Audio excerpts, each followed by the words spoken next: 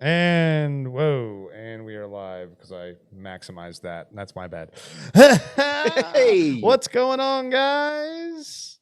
Welcome to the Planet of Nerds. You forgot for a second there, didn't you? I did. I forgot where we were. I go on so many channels. Oh, yeah, you're almost as big an internet personality as Steph. I know. Speaking of Steph, we wish you were here. We found a fun article to talk about, and thank you for the amazing thumbnail as always. And hope you feel better. Yes, indeed. Well, I am Chris Darth Pyrin Walker, aka Alfred on Popcorn Planet. That's where some of you may know me from. You may have also seen me on The Great Council, Nerd Report, Nerd Reactor. That's about it. Yeah, that's about it so far. So far. His fame is spreading far and wide, though. Yeah. Far and wide. As far as the eye. Everything the light touches. Oh, wait, no. No. You know, speaking of light, hold on a second. I'm going to let you talk for a second because I forgot to turn on my studio light and give me some better lighting. So why don't you introduce yourself, this lovely orc above me. Hi there, everybody.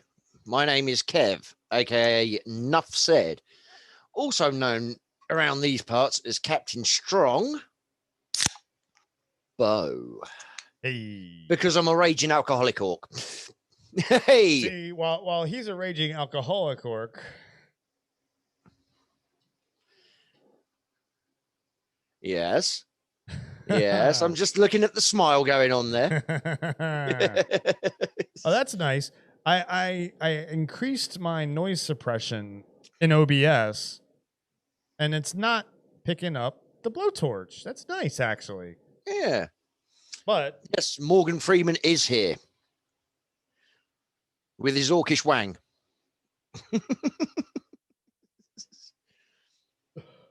That's right. Morgan Freeman is God. Yes. And by the way, ladies and gentlemen, this is all for medicinal purposes. It is. But I also, as you can see, he's healthy now. But I also now live in a location where it's legal recreationally. Ah, bonus. Yes, bonus. So in Illinois, it's legal recreationally and medically, of course. And in Florida, it's only medical. And excuse me. And it's harsh. In Illinois, if you don't have medical, though, and you only have recreational, they tax you out the wazoo for it. So I need to get my Illinois driver's license so I can go get my Illinois medical marijuana card. And then I can also grow my own in in the great state of Illinois, apparently. Nice. Yeah. So, whoa. Level's going up a little bit. There we go. All right. I was trying to turn my... Yeah. James says, I can't wait to climb... Before we even get to the article... We haven't even started reading the article yet. Can't wait to climb up towers to clear up the map and collect everything in the open world Ubisoft Star Wars game. Actually, he does have a point. He has a point. Anyway, before we get to that, James... We used to have a podcast, not very many episodes of it. What was that podcast called, Kev? Tangerines, tomato, tangents. Yes, that's it. Yes, that was that's it. Yes. And we're the Planet of Nerds, so we wanted to go with something a little more spacey. And Kev's empty head didn't quite sound right. So nor did the air above Steph. Which is all of it. Nor did the smoke in Chris's lungs. Which, you know, he's only got 1.5 now.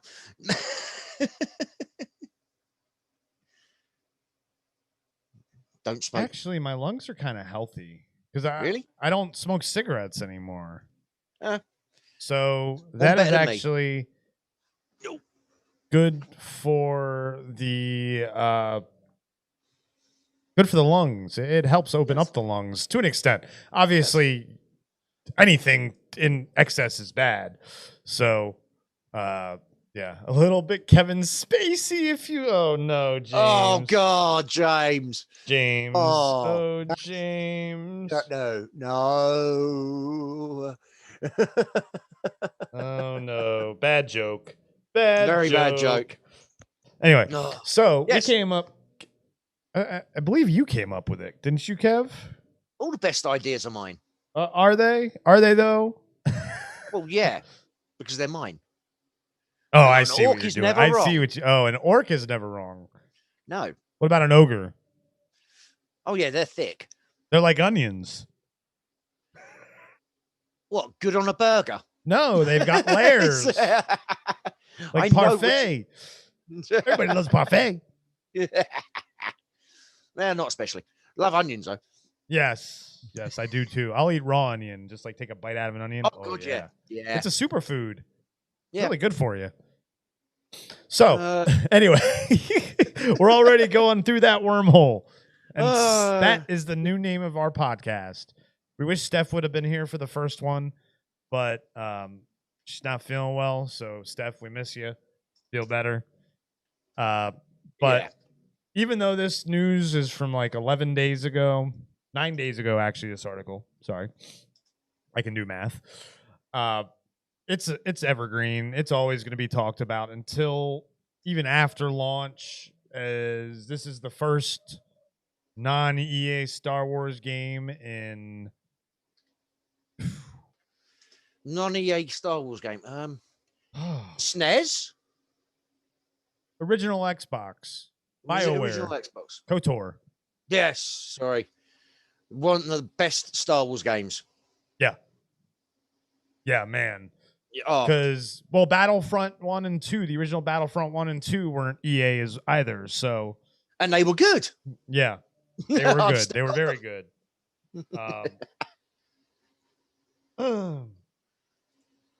So, we thought, we haven't given our thoughts yet about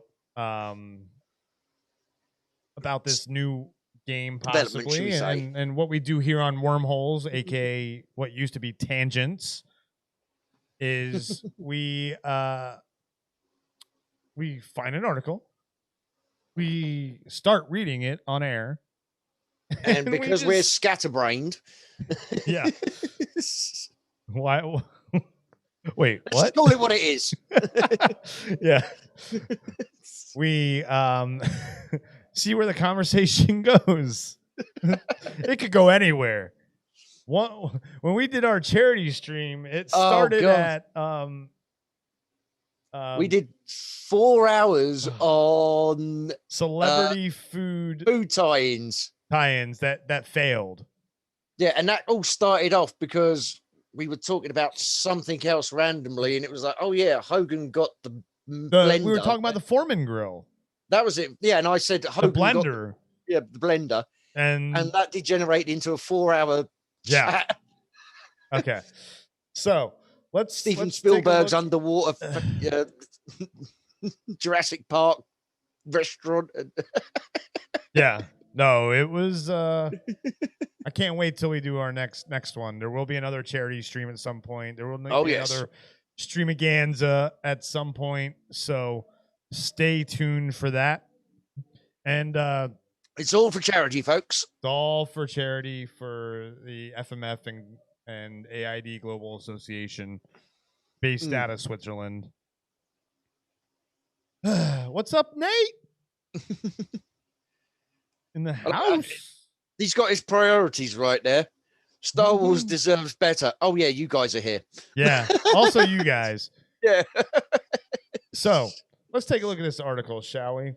New Star Wars game coming from Ubisoft's The Division 2 dev will be open world.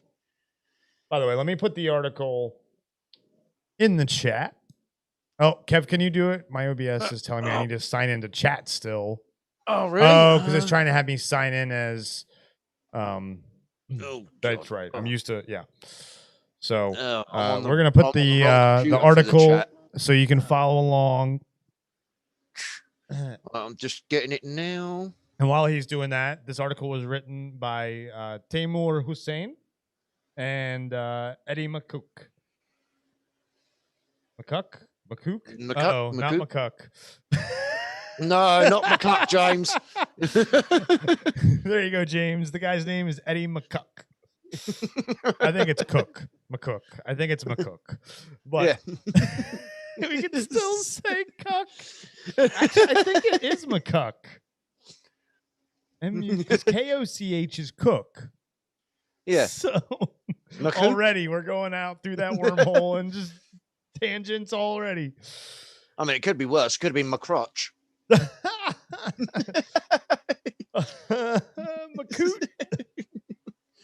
All right. The Anyway. link to the article is in the chat now, I believe. Yes. So let's start reading, shall we? And yes. And so find out what the hell they got detail wise. what Taimur and Eddie have given us here. So I thought it was Timor. I thought it was pronounced Timor. James. I was Yeah. Yes, we were just saying how it was the worst movie of all time and couldn't even get through the credits before wanting to do nasty things to anybody involved in creating that piece of utter dog. What we've been going for? No, we've been going for long enough. Utter dog shit. Oh my. Hey, Nate. Oh. So, yes. So anyway, there is an article here somewhere. There is. I swear. Okay. We don't just come on here to chat BS, you know. Well, actually, we do.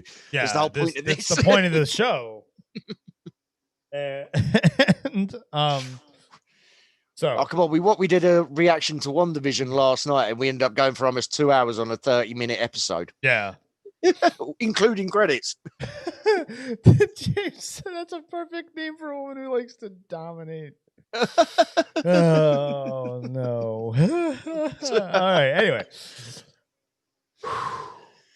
Focus, Daniel Saba. You know, there is something I need to do though, because we're doing a Star Wars article and I'm not wearing you kind of hat. You haven't got the appropriate articles Headgear on. So yes. Where did I go? Oh my gosh. Oh, it would help if I turned on the camera. Yeah, you've got the camera. Yeah, where did you go exactly? Let's see if it. There I go. There you go. There I am. So let's go pick out a Star Wars hat. You need a proper display case to show them all off. Oh, look at this. The dramatic walk away. Here we go, guys. Here's the reveal. He's like Superman instead of rushing. For a second, because gotta be able to, you know. See, this is Chris's version of Superman running into a phone box and changing my appearance. So yeah, nobody will ever recognize him. And I'm back. Hey! I've got the Disney Darth Vader hat on. Yeah. It's not sitting very well. It's not. There we go. How's that? Yeah. Yeah, you don't need your eyes to read an article, do you? Oh, yeah. Well, I figured Disney's the evil empire. It's hard to see. Here, hold on. There we go. Well, technically, you should really have an EA Star Wars hat. I don't you can throw it out the window at the end. Unfortunately, I don't have an EA Star Wars hat, but Disney's close enough to an evil empire that just a bit that they work with the EA. So, and I mean, obviously, Disney is Star Wars, so I mean, yeah, I mean, come on, what does EA stand for? The Evil Army. Ah, I like it. Yes. So, Ubisoft Right, yes, has announced. article. Yes. Yes. Ubisoft has announced it is partnering with Lucasfilm Games on a new Star Wars game. The development effort will be led by Massive Entertainment, the studio behind the Division series. Although little is known about the game, it has been described as a new story-driven, open-world Star Wars adventure. I like the sound of open world because, I mean,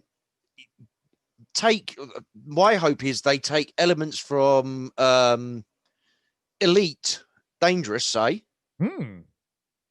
You combine your Force Unleashed KOTOR kind of gameplay with Elite Dangerous style planet to planet transportation, so you could customize your own ships. Yeah. So like No Man's Sky, even. Yeah. They have that technology to generate planets. Yeah. You can't really generate. You could generate some of them randomly, and then you have some set ones. That'd be really cool. Yeah, you'd have to have your Coruscant, depending on where they stick it in the time depending frame. on the era. Yeah. But have Naboo just so you can go, where the hell is Jar Jar? Well, that would be cool. So you bringing that up, going to different planets. So for me, I look at two things from that first paragraph. And guys, let us know if our audio levels are good, too low, too high. Appreciate it. Yeah. That Massive Entertainment, who made the Division series, is an open world, story driven game with multiplayer aspects. But it's also that's also a loot shooter. So I'm wondering if they're going to bring their multiplayer expertise into it, or their loot expertise. Yeah. Well, again, going with Elite Dangerous, which I used to play, I haven't played it for a couple of years. You could do it as a solo universe, so it was just populated with bots, or you could, using the same character, you could go onto the online universe, so you would have all other players around as well. So the Division is different in that sense, where there is an area that's only either single player or co-op. And then that has like missions and stuff around, and like open world activities for you and your friends to do together. And then there's the Dark Zone, which is the PvP area. And so that I'm interested to see, do you make certain planets PvP and certain planets Oh, God damn it. Sorry. Yeah, I saw. Hi, Steph. Yeah. Oh, I mean, hi, Steph. Damn, I thought you told me I'd muted my mic. Glad you are still alive.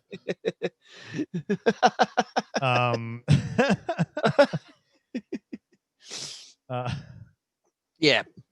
So that to me is what I think could be like. They'll have some planets be, but then that, well, like arena worlds and stuff. Yeah, exactly.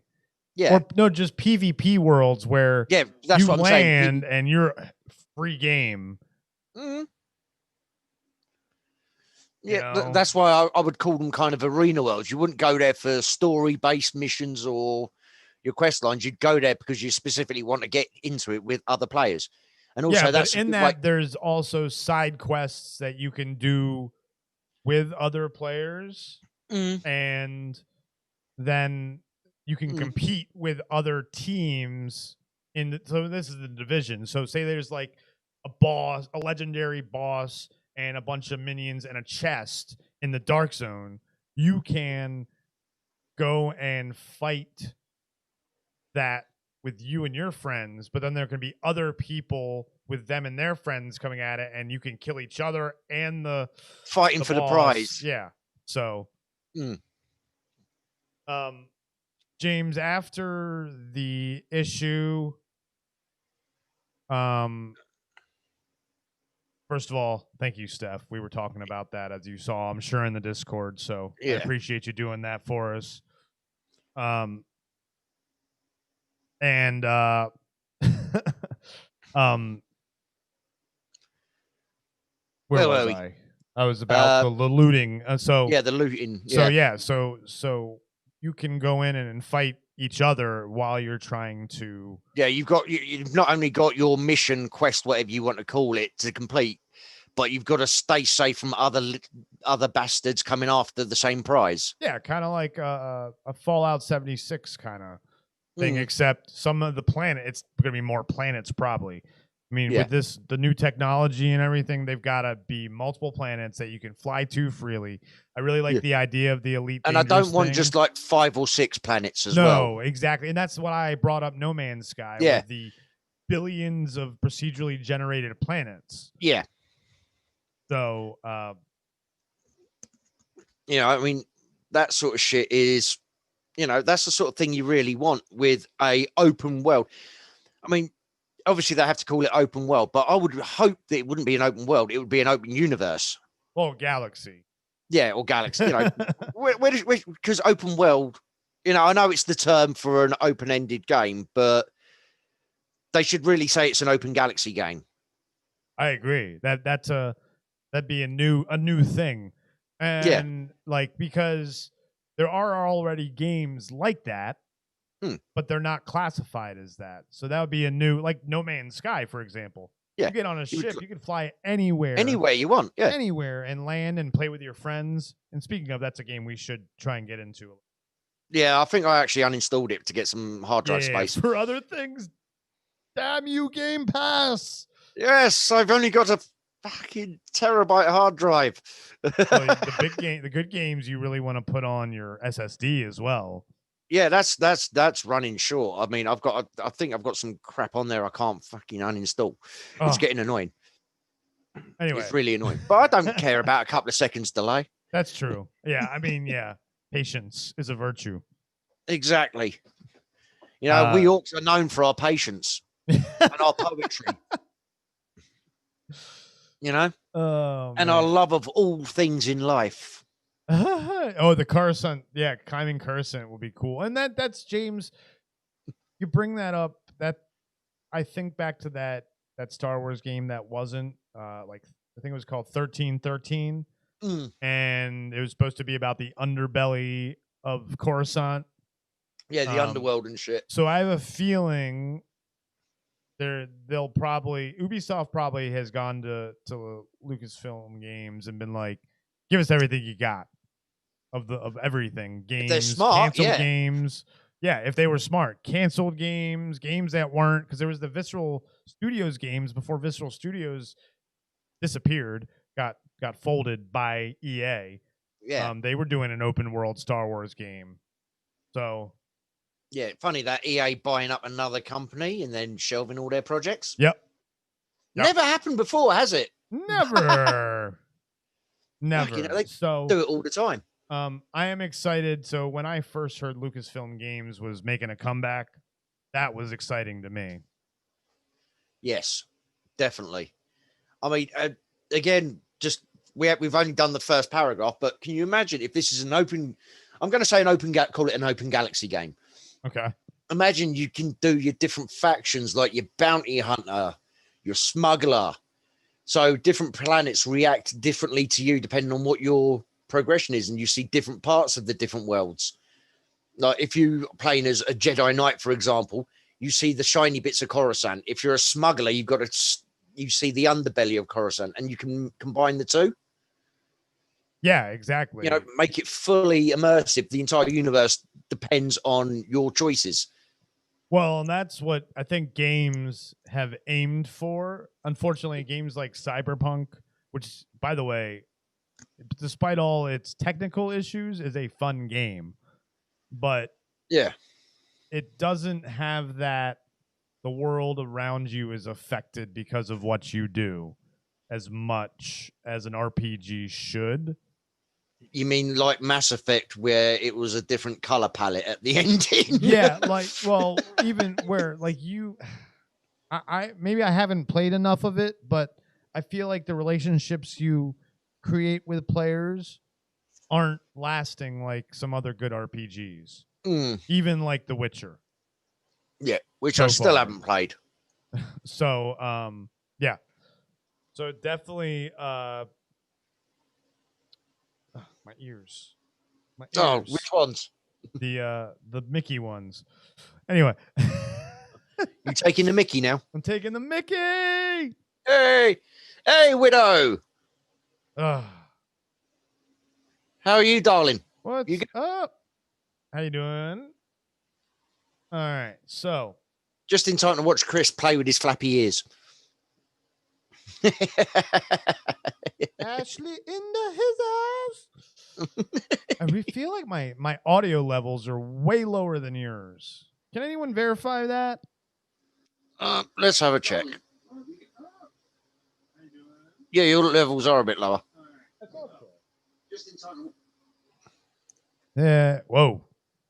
Too loud? I don't know. I've got the stream muted again. Yeah, but how's it in your ear? No, in my ears are fine. Oh, okay. And this is probably better. Yeah. Don't forget, I can turn the volume down on my ears. That's right. So, whoa. So do I sound better now, guys? Yeah. If he's too loud, just hit the mute button. You're not going to miss anything. That's better. There you go. Yay! So you can hear me better now on the stream? That's what you're saying? I will. Well, you're supposed to be. Come on. I am. I'm multitasking. Yeah, you're good there. Okay. Whoa. Yeah. Sorry, I rearranged everything, guys, and so I'm trying to and plug things into different inputs to make it easier to differentiate. Insert joke here.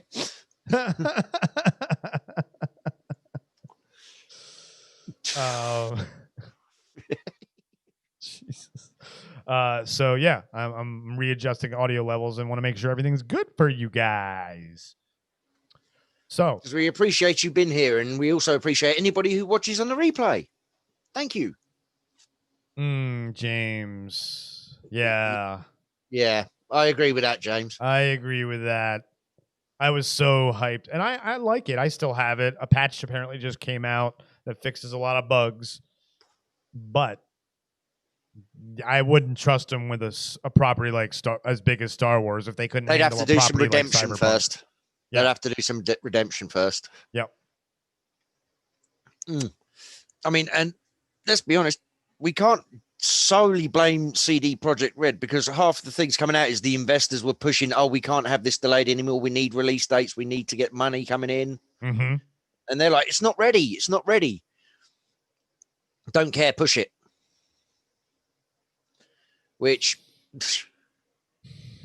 I wanted to trust the devs and think it was all the investors and yeah, but apparently the lead devs even were like, no, it's done.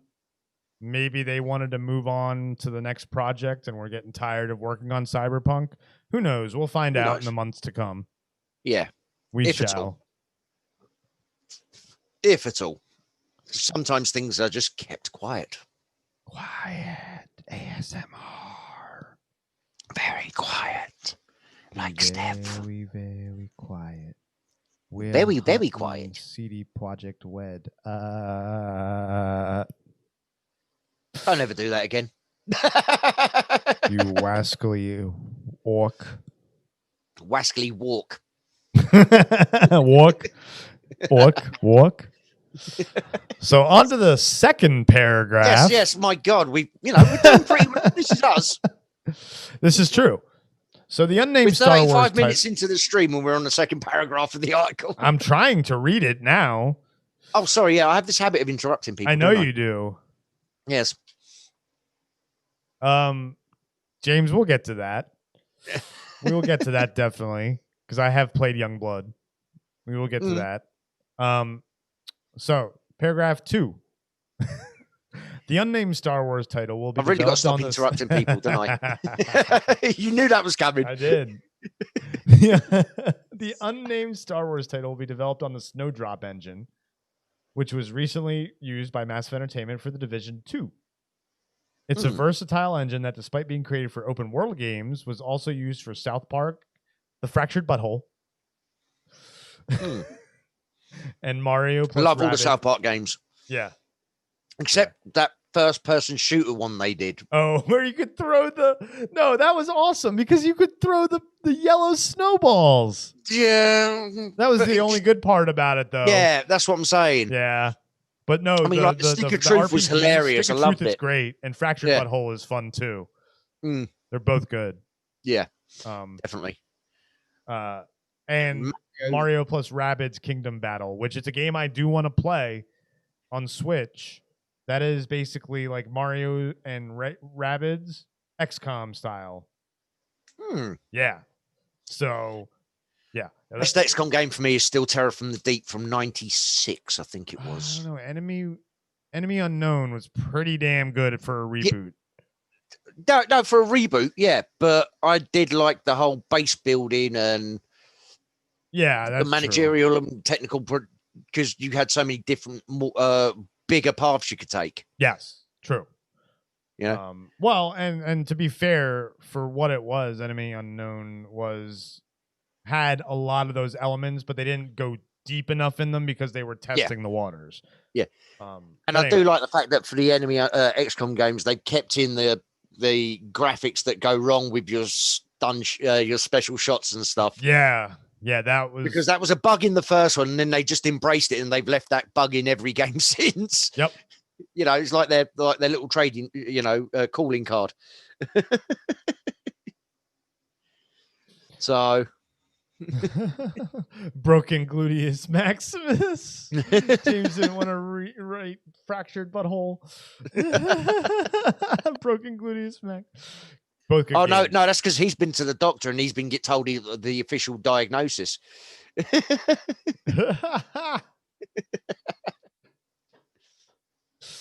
Oh man, it's one of and it wasn't an Orc Wang that did it either. Oh,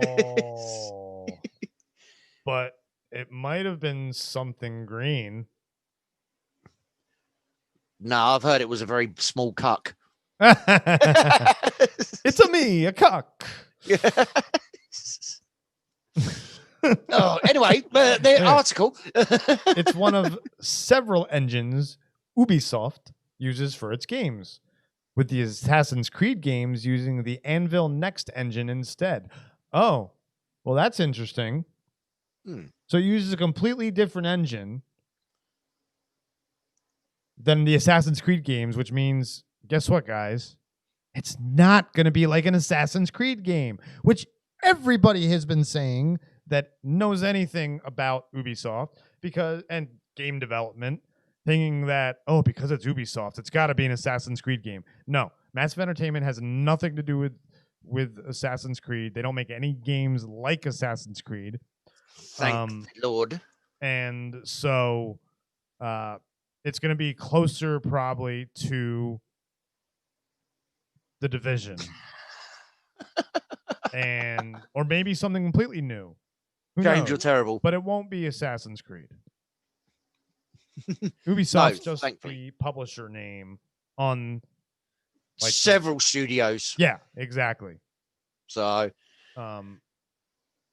they've got studios around the world. All around the world. And can I just say I'm so happy Twitch Sins is gone? No. Yes. If you try and open up Twitch Things, it says we don't work anymore. Goodbye. Oh, at least they bothered putting a message there. Yeah, we're gonna do this for a second because we're gonna give people the full cam. Oh no. What are we doing now? I'm just messing around. He's messing with stuff. Going back to the article. Whoop. All right. Yeah. Look at that. It's amazing. All right. So where were we? The approach is far different from EA, which has shifted to Frostbite for nearly every game it makes. Yes, they've only been using the Frostbite engine. Which was made for Battlefield originally, I believe it was. And then they started using it in their sports games. Yeah, you've designed this engine around the shooter combat kind of genre, and then they're using it for it. Did they use it for NBA? No, NBA's Take-Two Interactive 2K. That's it. Yeah, They used it for Madden and FIFA. that's it. They didn't use it, and now I think NHL. But it's designed for first-person shooters, and it should have been left. I think they even used it in Fallen Order. But yeah. Yeah. So James, the Division, yes, the enemies are bullet sponges, but I mean, with a Star Wars game, I don't think you have to worry about that so much unless they make it like a Division where there's classes and you can be a smuggler or a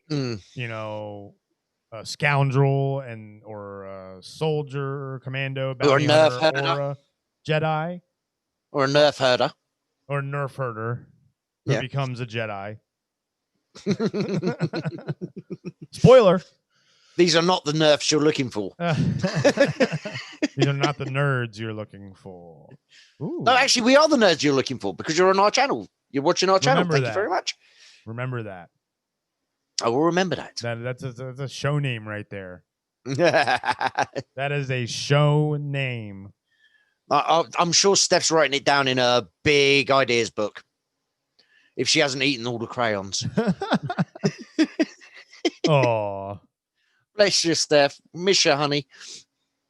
So, right, where were we? The loot boxes. Well, loot boxes, there's all sorts of legal things coming in about these now. Well, no. Some countries have been classified as a form of gambling. So, when he says loot boxes, he means like the goal of the Division is to get gear. Yeah. And when he says loot boxes, they're not the paid ones. Pay for stuff. Yeah. But he just means in general, I think. Yeah. Like your Borderlands as well, they're loot shooters. Like loot box mechanics are just annoying. You remember, like we've talked Don't give her about. ideas. Remember the days of gaming when you knew what you were going to get and you could be like, yes, if you beat this, you'll get this. If you beat that, you'll get this. Now yeah, if you find this secret passage, in this fallen castle, you will pick up this amazing sword or exactly. It's now and actually Cyberpunk apparently does that so that's cool. But yeah, anything with multiplayer, randomized stuff because otherwise everyone being like, oh, go get this here, go get that there, go get that there, and people just be wait for stuff to respawn. Yeah, exactly. Like you'd see that all the time. I mean, I haven't played Warcraft in years, but you'd see that all the time. You'd get a mission to do something and there'd be 17 people standing around the enemy that you've got to kill to complete your mission. Everybody's just waiting for them to spawn and hoping to get the last hit in to complete their quest. Yeah, I remember that stuff. Yeah, and very annoying. Elder Scrolls Online had that kind of stuff. Never played Elder Scrolls Online. James, that's a good point. Hopefully it would be more like Borderlands or Diablo for the looting. I'm hoping, and this is an EA game, but it's BioWare, which made the original KOTOR, Dragon Age. I hope it's like Dragon Age mixed with like No Man's Sky. Because let's be honest, in a Star Wars game, you're going to want to do some space battles. Yeah. Oh, yeah. And they've got a basic template they can work from what was it? Squadrons. Yep. So they've got a basic. Yeah. No, but I'm saying they've got a basic template they can then work on and improve to throw in the game instead of developing the whole thing from scratch. True. That is true. But again, that's EA, so hey, what's up, man? What's up, Ishi Locos in his house? Welcome, sir. We are just discussing Star Wars new Ubisoft partnership with Lucasfilm Games, which is back, which excites me so much because there's so many great classic games that Lucas Games did.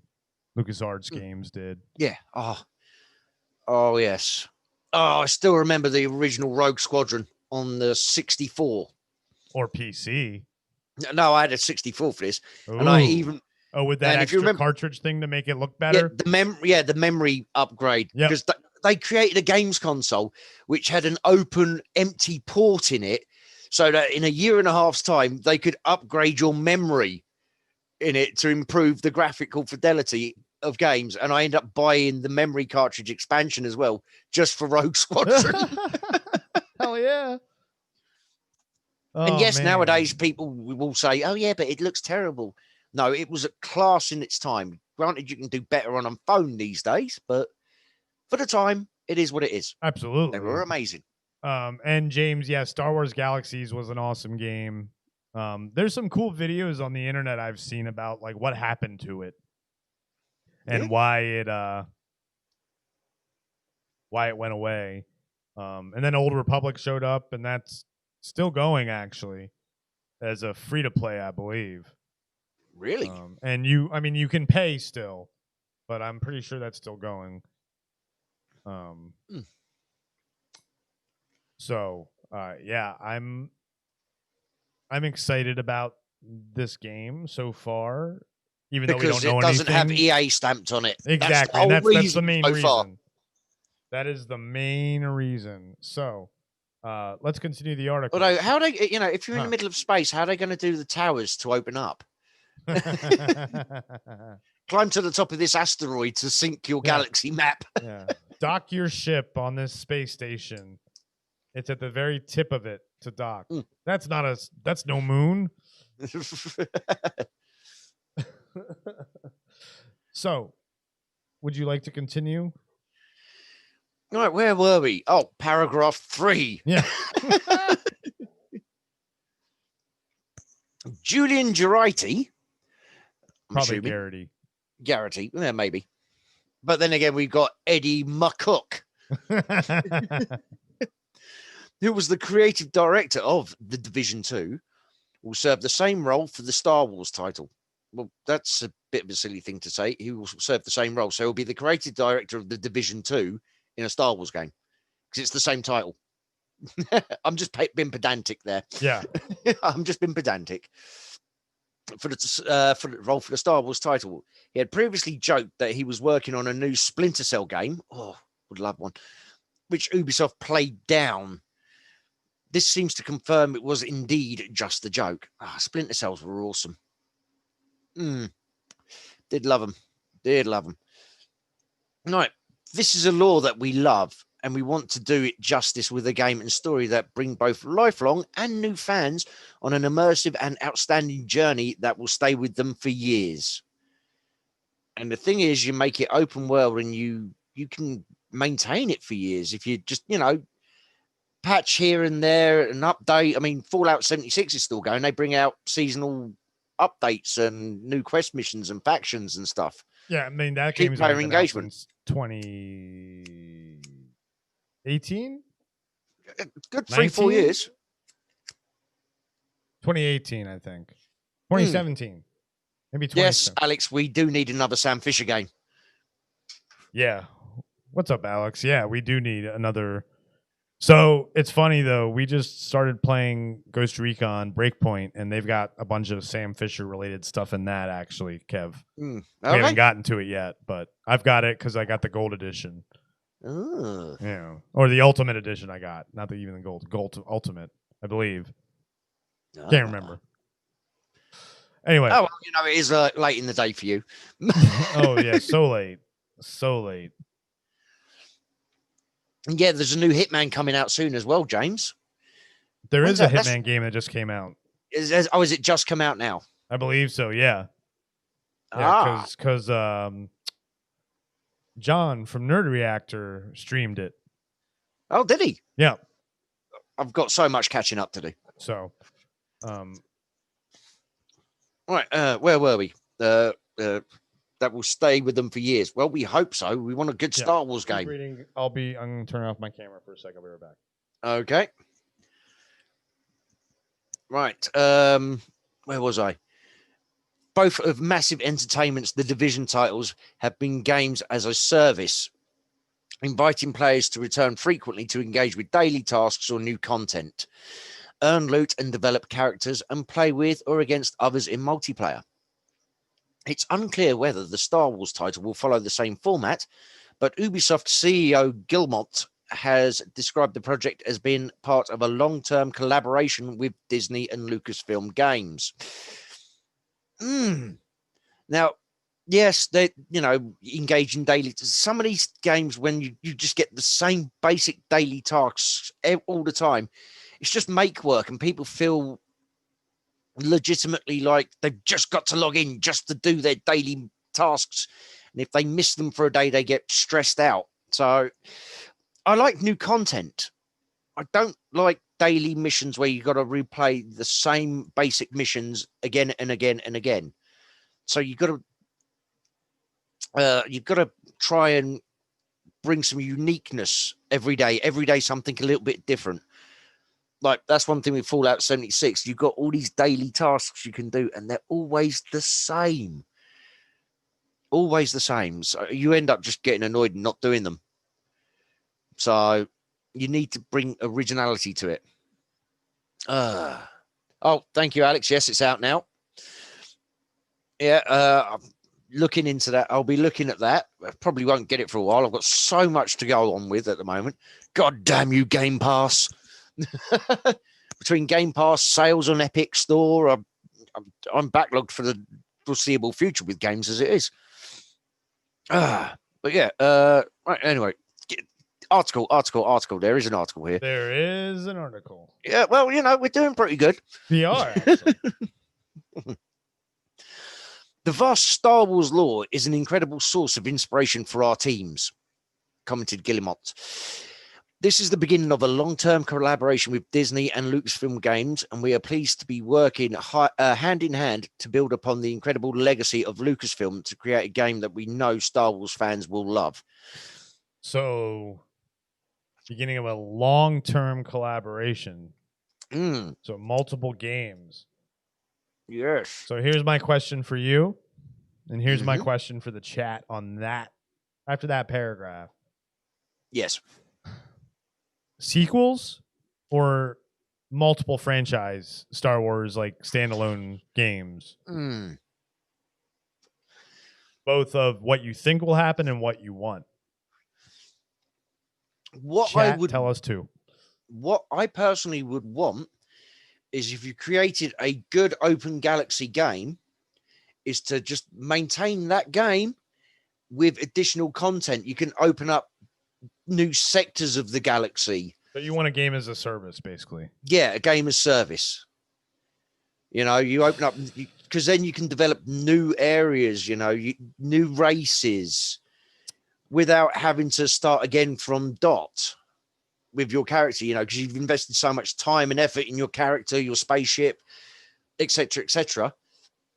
So then have them suddenly go, oh yeah, it's been out for 3 years. Is the next one? Oh yeah, start again from zero. Your custom-made X-wing with the go faster stripes down the side is no longer available to you. Because with a galaxy, you can open up. You can do whatever you want. But will that make the money? Well, even yes, I think you would. I mean, like expansion packs. Think of them almost like expansion packs. So you pay a 15 quid. So you want basically an MMO is what you want. Kind of, yeah. With areas that are like instances where they're private instances. Yes. I know. I want everything. Well, yeah, you want the ultimate game is what you want. Well, yeah, you asked me what I want. That's what everybody wants, is the ultimate game. Yeah. What I think we'll get is they'll release this game.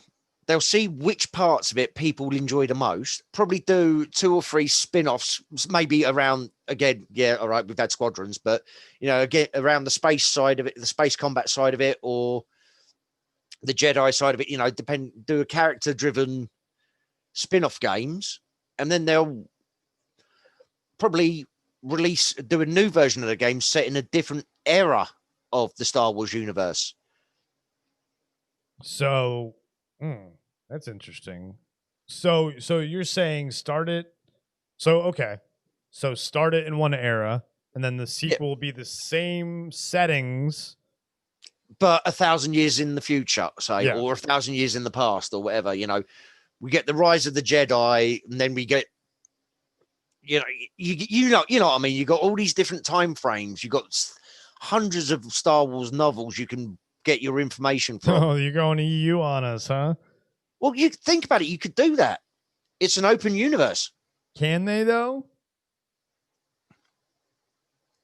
I don't know if they can pull from the EU because basically Disney destroyed the EU. That kind of sounds funny to say. Someone clip that. Disney destroyed the EU. No, we're not talking about the European Union, though. Hey, we're out of it now. Yeah, that's true. So, but yeah, that's what I think it'll be.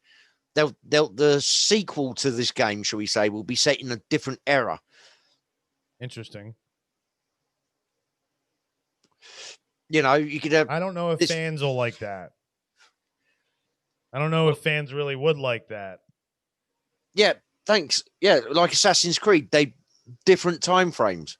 Oh, I see. Different eras, different eras of the world. Okay. In Assassin's Creed, you got the Vikings, you got the, you got the modern, you got all the different time periods for Assassin's Creed, a different time period of the Star Wars galaxy.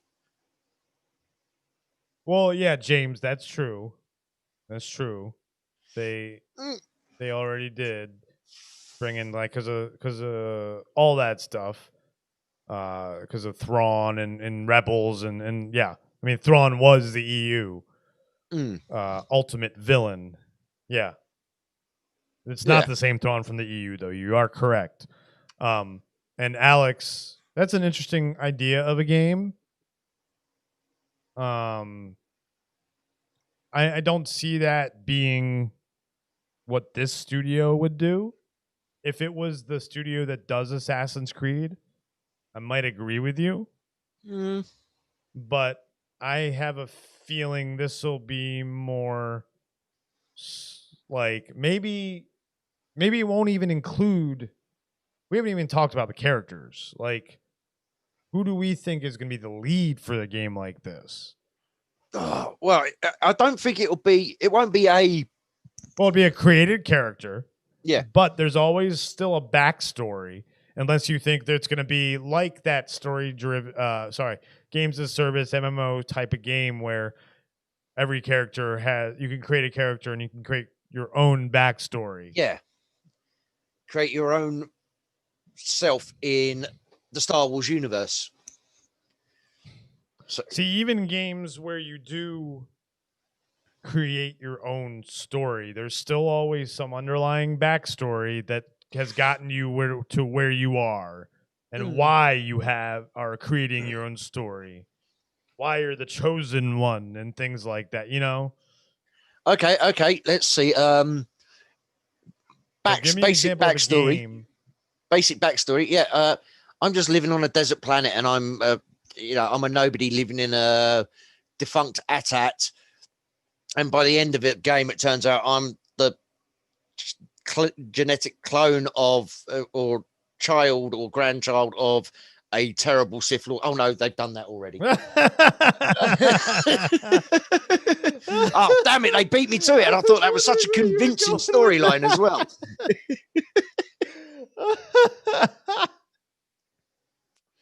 I was going for originality there. Oh God! Oh my God! No! Gotcha. So like I said, I think it's going to be more of a Dragon Age style game where you do create a character, and you learn certain powers and stuff. I think they are going to make it force driven because it's Star Wars. That's what everyone wants. No one wants to be. I think you may start out. Now you got me saying at because at. um, start out as a nobody with no powers, like a Ray, sure, But but then you get all the then powers and then you have to with choose no paths. effort involved. I'm hoping there are paths. I hope there is a light side and a dark side. That's why I say like Dragon Age, because you've always got that option to go full douchebag or not. And so I think that they might draw some inspiration, believe it or not, from the sequels. But a different era with better characters. What, as in what inspiration from the sequels? Hold up. The only inspiration I want them to draw from the sequels is let's not do that. No. I mean, like the starting out with a nobody and where that nobody may live. Now, I see the nobody living in more of like an urban setting starting out. And I mean, depending on the era they put it in, you could actually be the child of a refugee from Alderaan. Yeah, that's true too. You know, you're on a family holiday when you you're heading home and your planet gets blown up, and you say, "Where's my planet?" Yeah, I swear I left it around here somewhere. It was here last time I checked. Is it behind the sofa? I was in the sofa. I swear, I just got up for a beer. Yeah. Came back. It was gone. It was right there a minute ago. I don't know what happened to it. Is it in my pocket? No. Is it on my head? No. No. Where the? I think the sat nav's broken down again. It's not here. Damn you, Apple Maps. So I think that it'll be that kind of game, but with every experience, every time you start a new character, some of the planets are different. And then you throw in that some of the planets are actually multiplayer servers. Yeah. I would love some sort of co-op for the single player, but I don't see it happening. No. You would love a co-op game, but not for this kind of game. No. This is the kind of game you want to do yourself and occasionally team up. Yeah. You know. So that's interesting, James. I did not know that, actually. So speaking of child of a refugee, that was what the Visceral Star Wars game was going to be. You were going to play the Orc is a genius. Smuggler. The Empire. The Orc is a genius. That's yeah. And that's why EA is a terrible studio when it comes to big IPs. That's why they are the evil army. Yes. When it comes to big, well-known IPs, they're bad. Yes. Smaller games where they let the smaller studios just run with it. Yeah. Decent. If it's beneath their notice, if the studio in question is beneath their notice or the IP is beneath their notice, you tend to get a decent game. Yeah, exactly. So, yeah, that's interesting that we've come to this little like idea here, and Visceral Games started out. Now, however, the Visceral Games, no, I remember what it was called, Project Ragtag. I didn't know that it was about an Alderaanian smuggler. I knew it was about someone who didn't have powers. And so that's the only difference in my game that I see from that is that I think eventually, because that's what people want, they want powers. Unless it's Strong is the farce with this one. Huh? Strong is the farce with this one. Oh, yes. Can you imagine that if you actually, in this game, design your own character and you just designed a dark helmet? you play, like a bonus skin or something. That'd be awesome. Zill Nation, welcome. Good to see you. Hey, Zill. And yeah, that's what I'm saying. Like a smuggler or a trooper, but you want someone, Zill Nation, who already knows they have powers. See that? Or how about somebody a bit like Finn? Yeah. From the original. Well, that's why. You know, where they started off and you had all these hints he could be a potential Jedi, and then they just turned him into the Ray machine because Hey, he just went, Ray! You're drawing inspiration from the sequels. No, I'm just comparing what we're talking about to what they started doing and then completely bollocksed up. That's not inspiration. Sounds That's like inspiration. Actually, oh, God, no. From the sequels for your game here that you want. No, because like I say, you go, let's not do that, as in let's not then just completely nerf the character. How about yeah, well, how about inspiration from at least The Force Awakens in the beginning? As long as we don't just you don't start your game, walk out of wherever building you've started in when you create your character, and just find the Millennium Falcon sitting right outside with the keys in the pure ignition. Luck. Yeah. Pure luck. I'm going to go for a walk. Oh, look, somebody's left a Millennium Falcon here. Oh, and the keys are in it. Oh, and the battery's still charged. All right, continue the article. I gotta get Piper some water. Her water bowl's empty. Oh, this is interesting. You're gonna want to get back for this. Yeah, hold on. Let me scroll down so we're the next 3 paragraphs. Yep. So. Oh God, stop that. Right. The vast Star Wars lore is an incredible source of inspiration for our teams. Done that one. Sorry. We get confused, you know, it takes us a little while. Plus, you know, it's one of those things which, you know, happens occasionally. Douglas Riley, VP of Lucasfilm Games, added, Ubisoft has a unique talent for crafting immersive worlds, so we're thrilled to work with them on this project. We are inspired by the passion and talent of the team at Massive, and together we share a vision for the type of original stories we want to tell with our players in this expansive galaxy. They have creativity, experience, and community understanding to bring awe-inspiring authenticity, depth, and innovation to this new Star Wars game. Authenticity, yes. Innovation, yes. Just keep it within canon. Keep it within canon. Lucasfilm recently announced its gaming efforts would exist under the new Lucasfilm Games umbrella, along with the Ubisoft Star Wars title.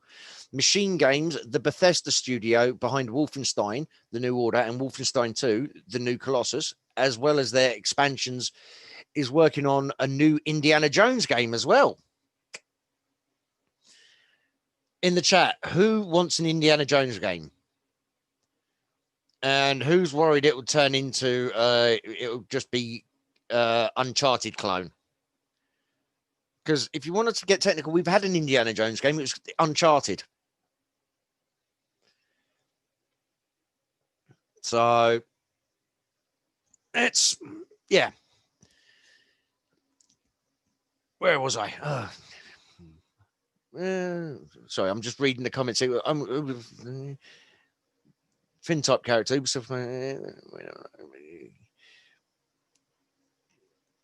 Yeah, James, you want a lot of things.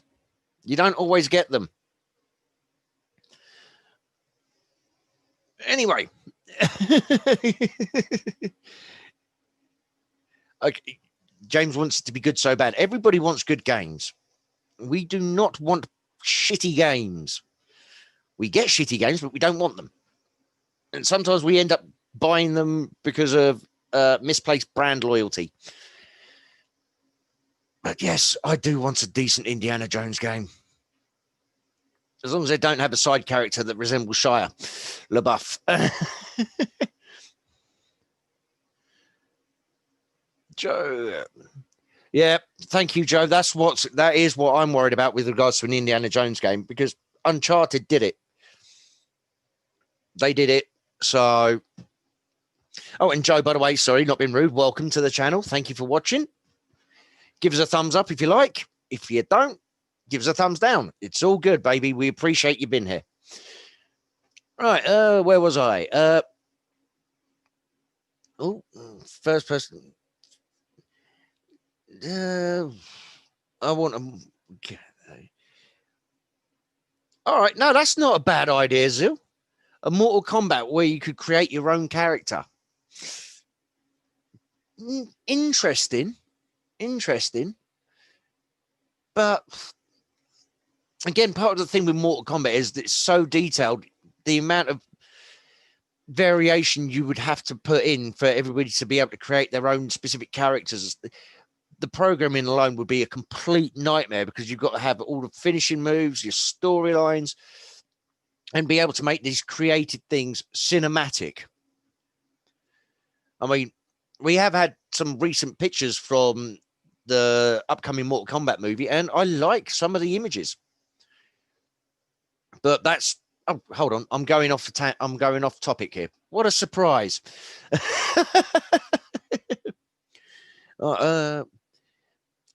Indiana Jones, it'd have to be third person. I'm sorry, James. Indiana Jones would have to be third person. I agree. You do not want a first person Indiana Jones exploration game. So I said I would get back to this. Yes, sorry. Wow, that's loud. Hold on, you turn myself down in my ear. Oh, woo! Yes. Woo! Now my volume. Like I said, I think my cord's a little off because I think my volume just shot up. Oh, lovely. So, anyway. Hello. Yeah. Hello. Yes. Hello. Hello. Am I too Fancy loud? Seeing you here, folks. Tell me if I'm too loud. So Youngblood was an okay game. I played it for all of 2 hours, I think. Oh, wow. When it was on Game Pass. And because it was co-op, so me and my buddy tried it, but we played it for a little bit and then never went back to it. And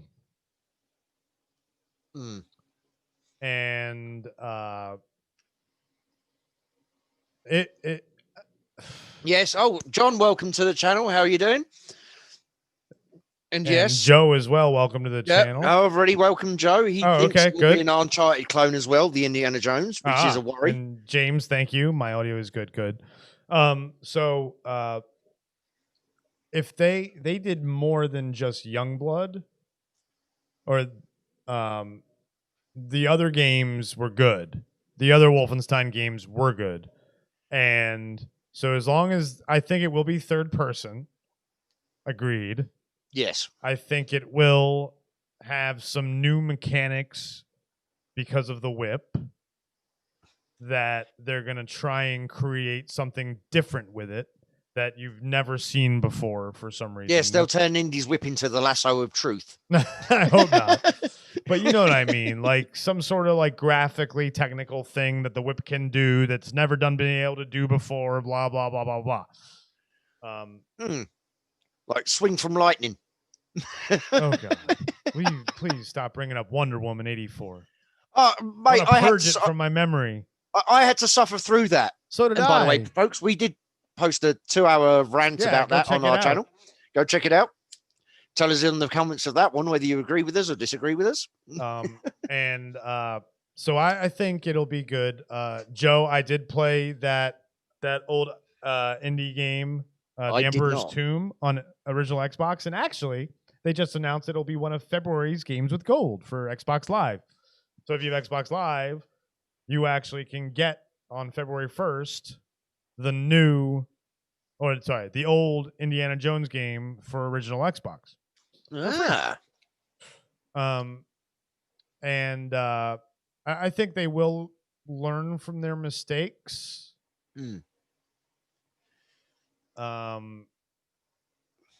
James, I think that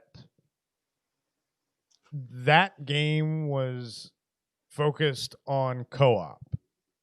Youngblood was. This game is not. It's going to be more focused on single player. Good. And maybe you can choose between third person and first person. But I don't think anybody wants a first person indie game because you want to see indie. Exactly. And you want to see the environments he's going to. Yeah. And it's how Indy interacts with all the environment, not just the kill box in front of him. Yeah, I mean, one of my favorite games of all times is Indiana Jones and the Fate of Atlantis. It's a point and click game from the 90s. It's in my top 5. Yeah, I was going to say, there's old cool. There's an old school callback. It's in my top 5 point and click games. Probably my number 1 point and click game of the 90s. And yeah, in anything indie, unless they have co-op with indie, and don't even say that, James. James, I already said that. No, I already said that. No Shire. I said no Shire. Shire. Please, yeah, no. Indy's swinging from tree to tree, in the middle of the jungle, trying to get away from the Nazis, and all he can hear in the background is somebody going, "Just do it! Just do it!" No Shire. Okay, so we finished that paragraph. Oh yeah, Amy Hennig, because they got rid of her from Uncharted. Yeah. After she was. That would be no, because I don't think they're bringing anyone new. Well, we'll go check that afterwards. We'll go see if there's any listings at Bethesda's job site for anything to do with Indiana Jones. That's interesting. We'll do that. Yeah, that would actually be a very good call on their part, on the studio's part, for the indie game. They would absolutely get somebody in who knows what they're freaking doing, because she disagreed with Neil Druckmann and she got canned. Does that mean they're going to bring in Nolan North to play Indy?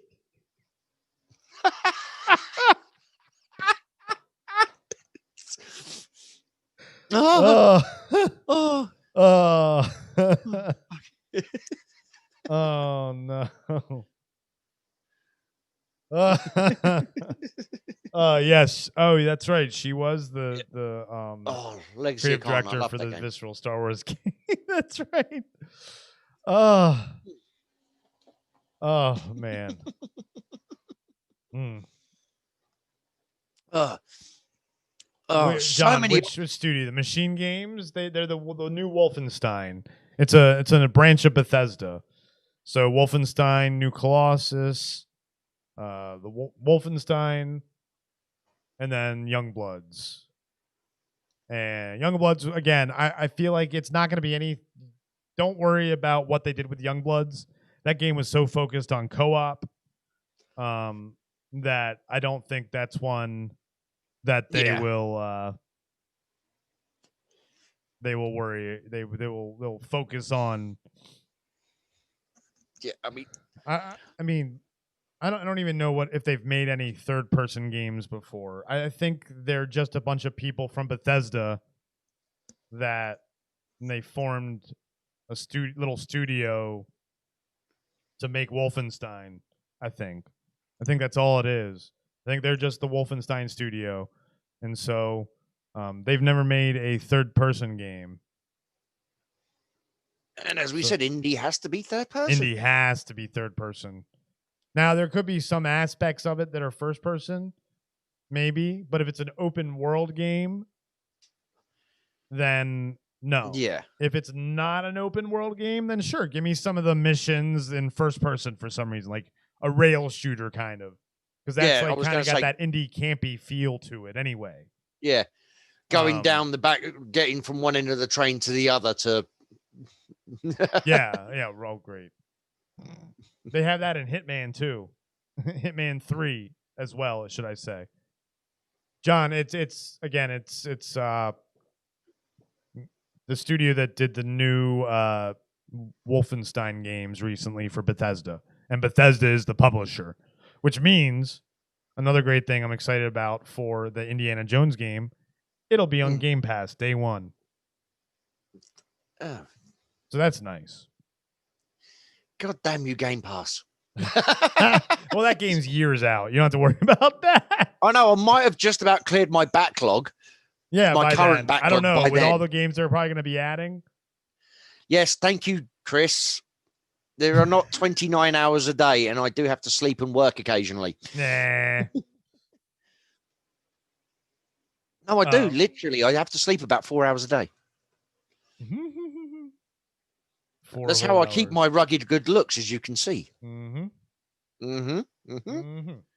So the I like the announcement way of he's this just game might be a surprise to some, as it was believed that EA had the exclusive rights to developing a core Star Wars game based on its 10-year deal with Disney from 2013. It appears the terms of the deal may have changed, but Disney will continue to work with EA in the future on Star Wars. What up, Paul? we got Paul in the house as well. We have been witnessing your Nice fun little, day. nice little, nice little. We'll call it a Twitter war. Yes, Social media war with the human toe. But anyway, moving swiftly on. Don't give any airtime. Yeah, we don't want to talk about drama and stuff here, but we just wanted to give you. Hold on. Oh, what? An error has occurred. For what? The stream playback. Refresh your stream. I am.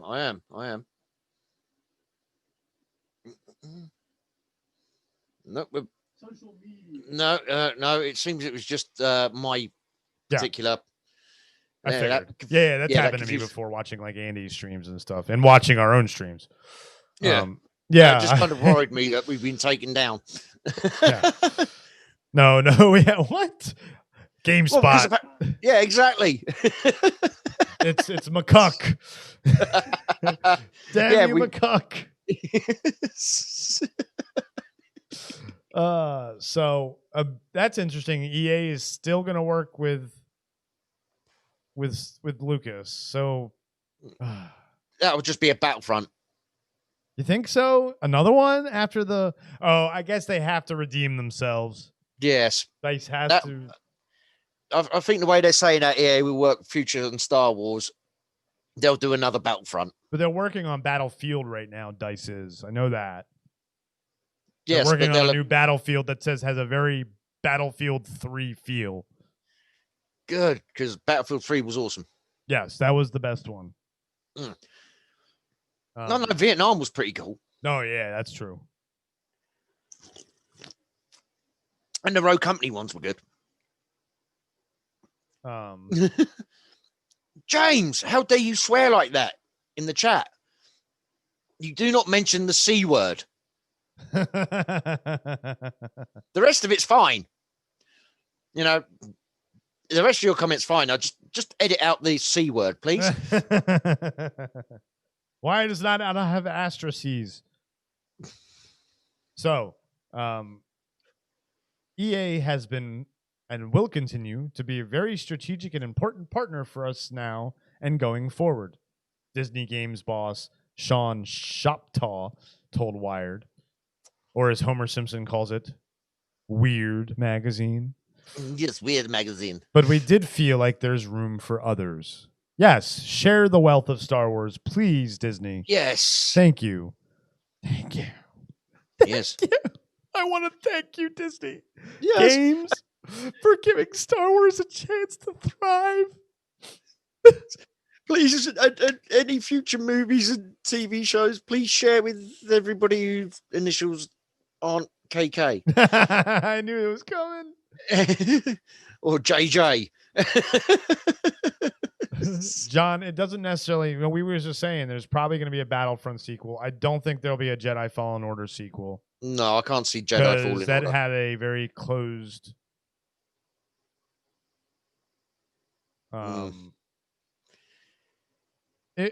it won't be that kind of sequel though.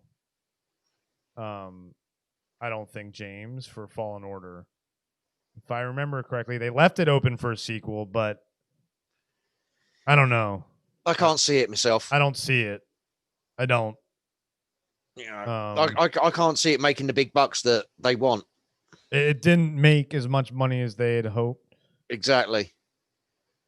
So, I mean, I own it. I still need to beat it, honestly. But from what I remember from reading about the ending and everything, yes, they open it up for a sequel, but I don't know if they will.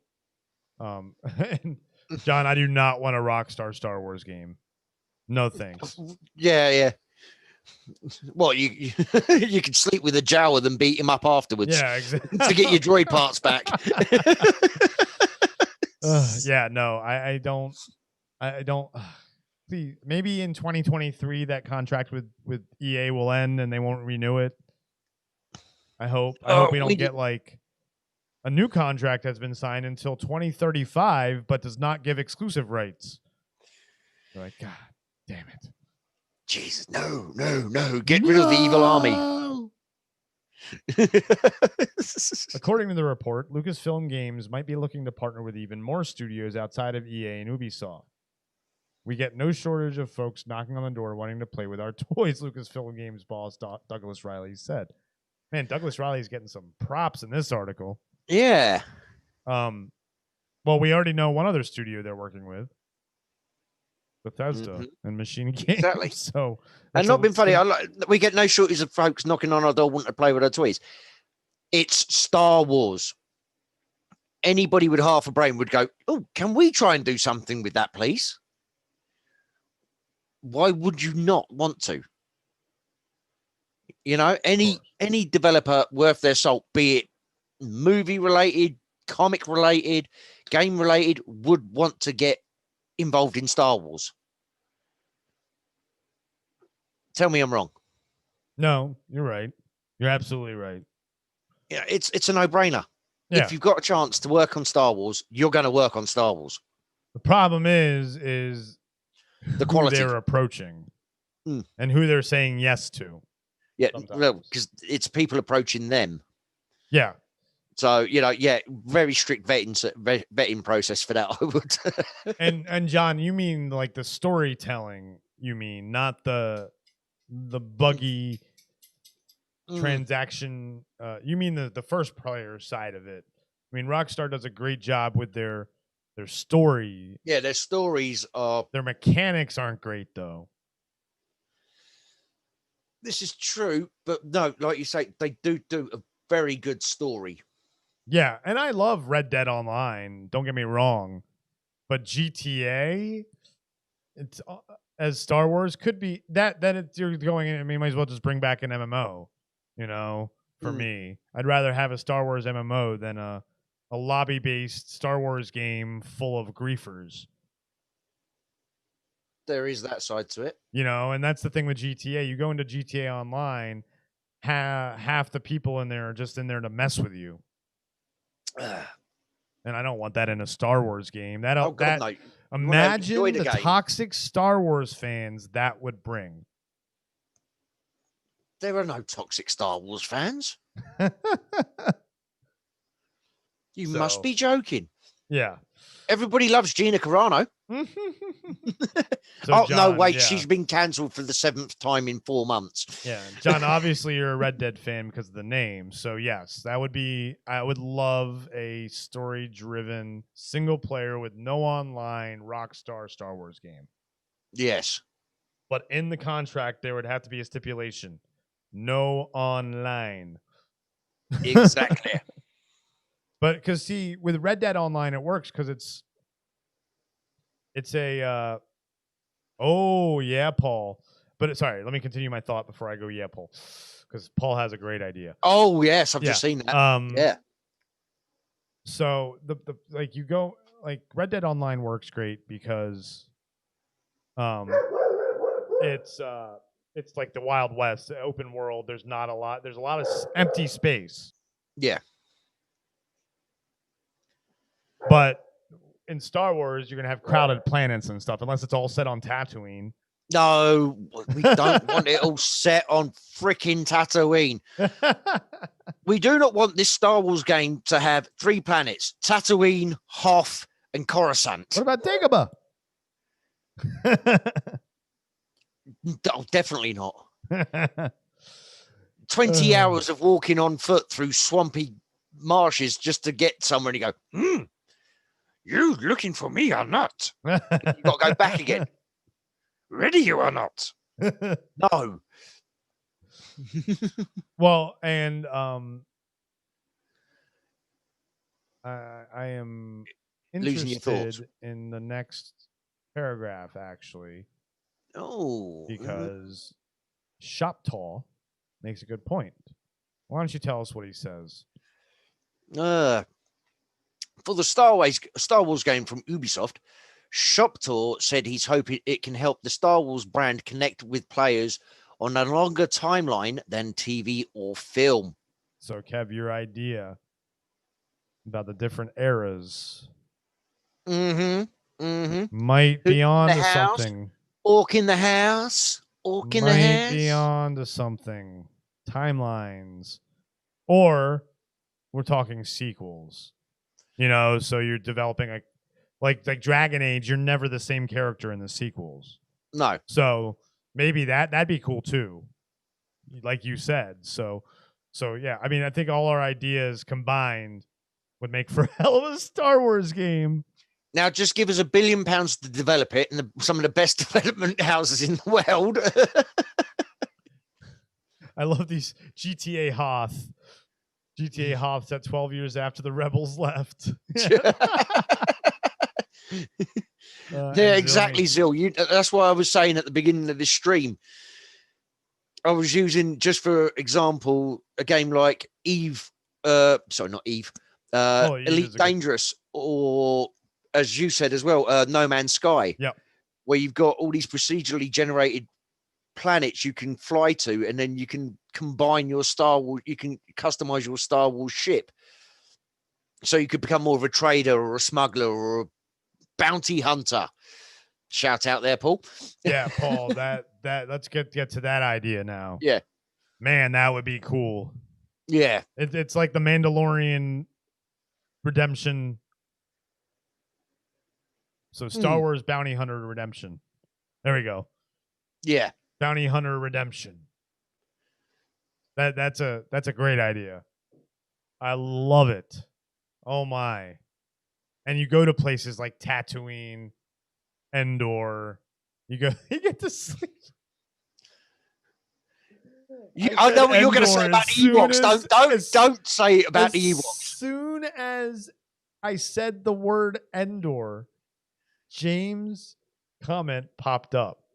As soon as I said the word Endor, James's comment popped up. Yeah, I saw it exactly. I didn't see it when I was saying to you, don't say the next thought about the Ewoks. And then I looked over at the chat and I thought, oh, he's done it.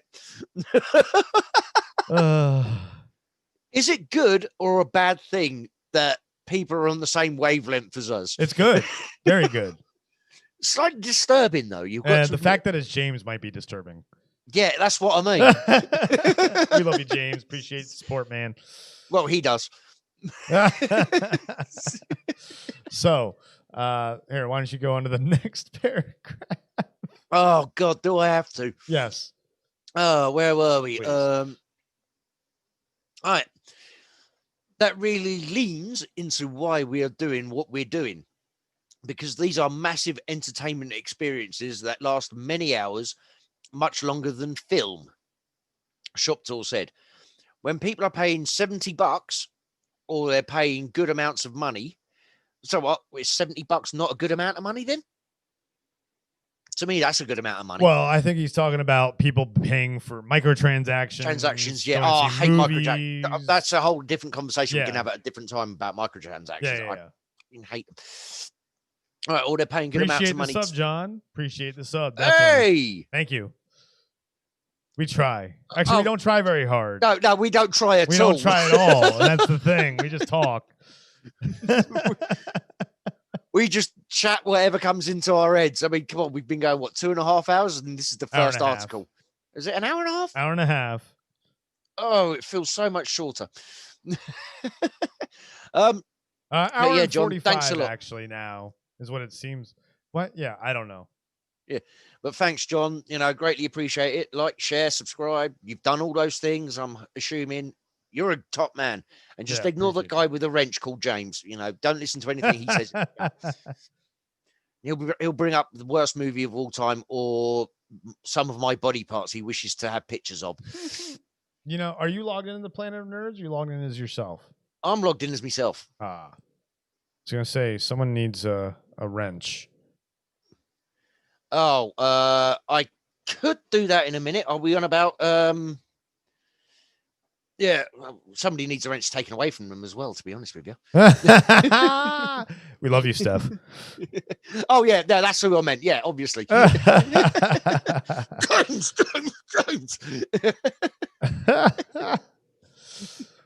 Oh man! While you're doing that, I'll read the next. Yeah, I'm gonna have to. If I do it from this one here. Oh yeah. The joys of two computers. There are nights where I actually have a drink and. Oh, Steph's got it. Oh, Steph's got it. She is like our guardian angel. Yeah, we wish she was here. Yes, man, if she was here. Oh Jesus! This article would take 3 times as long because you get the 3 of us together and it's bad. It's not good. It's not bad. Good. I like the way she puts it. She speaks in in our channel, and then she puts her name at the end of it, so we know who it is. There's only 3 of us, and 2 of us are doing a live chat. Let's see if she checks the Discord. If you could or tell her in the chat to check the Discord, because I can't type in the chat on this thing for some reason. No, Steph's listening to us. I know, but there's a delay. Yes, I know. So, Paul double wrenching. Oh man. Oh, James, yeah. Cucking one and wanging the other. Oh man. Oh yeah, John, man. Welcome to the channel. This is the sort of thing you get. The orc wrenching. It's an orc wrenching. That's what it is. Yes. It's an orc wrenching. Oh, man. Double wrenching. Oh, Piper, stop it. Oh yeah, and we also have a 4th commentator sometimes, Piper. Yeah, she is the mascot, I guess. Except Steph and Kev might think someone else is the mascot, even though he's never on camera. He's been on camera before. Samson? Yeah, he has. Maybe when he was small, and maybe like once other. No, I think it was on camera the other day. Oh, was he? Was I there? No. Oh, that's why. You scare him. That's why he's never on camera with you. You know, he's intimidated. Yes, John, I have to say, I am hopeful for this Star Wars game. I mean, come on, it's going to be a couple of years, but... there we go. Samsung 2021 as well. Not that we go off onto, not that we deviate from our set course and article. Yeah. And John, Division 2 is okay. It's better than the first. And hey, our new mod, Paul. Welcome. Hey, he's got a wrench, guys. He's got a wrench. Yeah, you got to share that wrench with James. Double wrenching. Yeah, General Helix. Oh my. Right, where were we anyway? Massives, I think. Paying good amounts of money to spend time with your content and play your game. You've got to reward that investment. That's a game developer that actually realizes that people that play the games are customers and you've got to entertain them and you should appreciate them. You know, some devs nowadays see it as it's their right to do whatever they want with a game franchise. Madam, that's not that's Disney Games. That's a publisher though. So he's gonna say what the people want to hear. Yes, what the devs it's always give nice us to actually hear. Different story. So Massive's new Star Wars game is a story-driven open-world experience within the Star Wars galaxy that will also utilize the studio's cutting-edge technology advancements, including the Snowdrop engine, according to the publisher. We knew that. Thanks for repeating what the article said. Not one of these again. Dude, these guys, there's 2 people writing this article. They get paid by the word. That's true. Creative director Julian Garrity said he's been a lifelong fan of the Star Wars universe, so he's over the moon about working on the new game. A New Hope was the first movie I saw at the cinema, the first VHS that I wore out, the first action figures that I craved, he said. The characters, the planets, the ships, and the timeless stories became so familiar and loved that I have no doubt that they will have become a part of who I am. Good. A fan. That's no moon. That means a fan is the creative director. Yes. of the. And we've seen how that works out when you have something like The Mandalorian. Yes, exactly. A fan involved, a fan developing. Yeah, this excites me now. Yes. The fact that Garrity, now granted, and he's not a words guy. This is the creative director. This is the guy who, well, he's a words guy, but he's a story guy, not a PR guy. So I'm not as worried about him saying this as saying Shoptal saying something exciting about how it's all for the fans. Yes. But this guy's saying I'm a fan. So yeah. that's awesome. No, I say we see what happens when you have a committee with an agenda making a film. Yeah. And somebody who's a fan making a show. Well, and night and day. John, you say that about red flags possibly, and I can agree a little bit because one of the things that people may not know about me is I worked in the sports industry for a long time, probably like almost 10 years. And it's what I got my degrees in. And one thing I was always told, and I made this mistake doing an internship, is never work for a team you're a fan of, because you let your emotions get the best of you. And I could see a diehard Star Wars fan turning it into like a toxic environment because he gets so pissed off because he's so passionate. However, I don't think that's this guy. No. And so I'm not worried about, that's not a red flag for me. No. And also we've got to play completely fair. We've got to take it at face value because we have no evidence to the contrary. Yeah. We have to go with, we have to take him at his word for now. We have to, you know, I'd say cautiously, be cautiously optimistic. Mm-hmm. You know, I mean, we've had the Cyberpunk debacle recently where everybody was so ecstatic it's going to be the best thing since sliced bread. And then we had what we had. So cautiously optimistic would be the way I would go at the moment. Yeah, that's true. I mean, only because you can't put all your hopes on one man. No. Unless he's an incredibly good-looking, green-skinned guy. Even then, sometimes you just want to chop his head off and put it on a pike. I mean, are you reading Steph's cue cards? Yeah, I was going to say she just messaged you, yeah. Yeah, she just messaged you, yeah. So, right, well, right. After my dismemberment, Garrity's stressed that today's announcement is just the beginning of our new journey. As such, the developer said we are still working out many of the details about what the game will be, though he stressed that the key takeaway to understand is that it's a story-driven open world game. Yes. As long as there's not all that make work like we talked about earlier in the stream with daily operations, daily tasks that you have to do when they're so repetitive. Yeah. You know, I'm all for, having some things occur, reoccurring. Mm-hmm. But you need variety. And if you're doing an open galaxy, daily tasks can be whatever you want them to be because it depends what freaking planet you're on at the time. So every planet has their own daily tasks, unique set of daily missions, rewards. Yeah, there are unique mission sets and, like you say, tasks. Yeah, I think Fallen Order has that as well.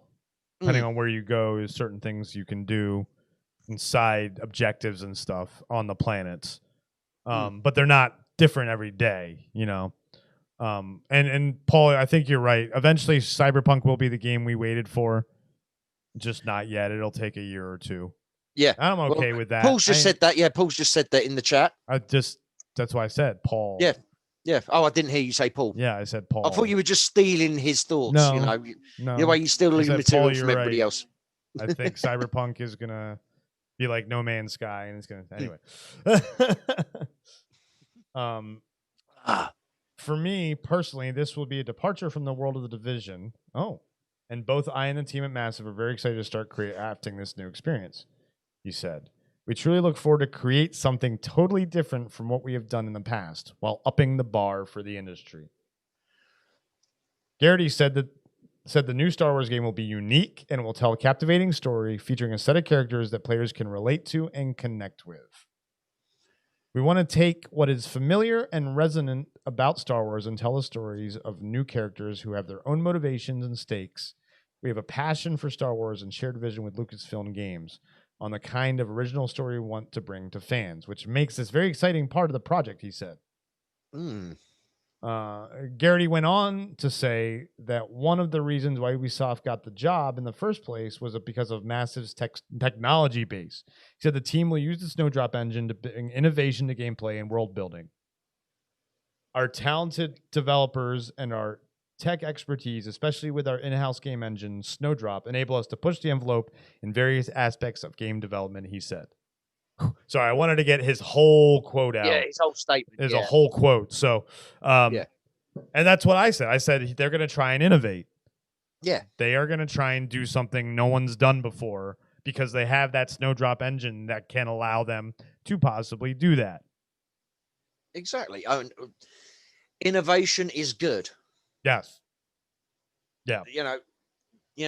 Sometimes new is not good. Sometimes you get something which has never been done before and you think to yourself, well, there was a reason why it was never done. Yeah, and I think Lucasfilm Games came to to Bethesda with the indie thing and Ubisoft with this and said, look, we want something game changing. We want something innovative. Can you do it? No pun intended with the game changing. Yeah. And can you do it? And I think that's why those two studios, because think about, like we said, like they said, like Shoptal said, people are calling them to play with their toys. So they have probably some after the debacle of Battlefront 2, I'm sure Disney Games and Lucasfilm Games have some very tight, processes, vetting process, should we say? Requirements. Yeah. To be able, are you going to do they have a checklist. Yeah. And if you don't check all the boxes, you ain't getting Star Wars or Indie or anything. Don't call us, we'll call you. Yeah, exactly. Maybe we'll get a Willow game out of it after the series comes out. So I think that was part of Disney Games' strategy. And who they went to was the technology usage, which makes me wonder about Bethesda and Machine Games, and what they have up their sleeve for indie. Well, we've had absolutely nothing on indie yet. No, we haven't. We have not. Yeah, it's just been announced. We haven't even had anybody come out with a statement saying, yes, we're looking forward to it. Really? Yeah, no one's really said anything. Exactly. It's just been mentioned that it's happening, but nobody's actually definitively put a statement out there about any intentions they have towards the game. Oh, of course. Yeah. And again, like I say, I'm just worried it's going to be an Uncharted clone. I don't think it will be, and that's the thing. I have a feeling that was one of the things they probably went to them is we don't want an Uncharted clone. Yeah. Don't give us an Uncharted clone. And they said probably they won't. And that's why, and James, yes, Lucasfilm probably went to several publishers and developers, but they probably already had a list of people who had called them and come to them to pitch games and stuff. And so they probably were able to narrow it down and didn't reach out to the 20,000 developers out there and said they reached out to 20 developers. You know what I mean? And said, what's your idea? Yeah, exactly. Like elaborate. I mean, it's basically what Disney did. It's called an RFP, request for proposal. And they put it out and people answer that request for proposal with their ideas. And then Disney go, that's not bad. Yeah. That one's a stack of the proposals on their desk, and they sit in a conference room for days on end figuring out who to pick. Yeah. Exactly. A little bit of the inside to the business world if you're not familiar with how business like that works. It's a lot of red tape, takes very time consuming. Indeed. Indeed. It takes a lot longer than people think. Yes. It's the same principle with making a movie. A movie doesn't just happen. Exactly. It's in development for several years, and then it's in the filming phase, and then there's all the editing. A movie can come out, 4 years after the principal photography is done, depending on what's going on. 10 years, 20 years after the original idea was even pitched. Exactly. Yeah. Same thing with games. Yeah, exactly. There's so many scripts for games and movies where they're basically sitting on a shelf somewhere because people thought, oh, that might be all right. And then they went, no, we're going to do this instead now. We'll come back to that. And they never do. Yep. Anyway, Chris, I'll be back in 1 second. All right, I'll continue the article. Continue the article. So Massive managing director David Polfelt said in the interview that the studio is big enough these days to accommodate multiple AAA projects. So fans eagerly awaiting the Avatar game for 2022 need not worry. Hold up. Ubisoft is making an Avatar game like the James Cameron Avatar. Oh, dear me. Oh, dear me. I'll get back to that. The Division 2 itself sold slightly below Ubisoft's expectations, but has been updated regularly with new content. We have been preparing the studio for a long time to handle all our projects with equal attention and love, he said. Since all of our teams work on the Snowdrop engine, all projects benefit from each other's progress and successes. And obviously, with such an amazing collection of AAA projects under one roof, we are continuously recruiting, and we're currently looking for experienced developers from all over the world to join us on our future adventures. So, while we're waiting for Kev to get back, so first of all, I was right. They're probably hiring for this Star Wars game, as it stated in that quote, which is cool. If anybody has any background in game development, business, marketing. Where did you get to? Sorry. The end of the quote from the. So I went 2 paragraphs basically. Right. But so at the end of the quote, that long quote, he talks about how they're going to be hiring, which I had called. But apparently, according to the first paragraph that I read, Ubisoft is also making an Avatar game based on the movies.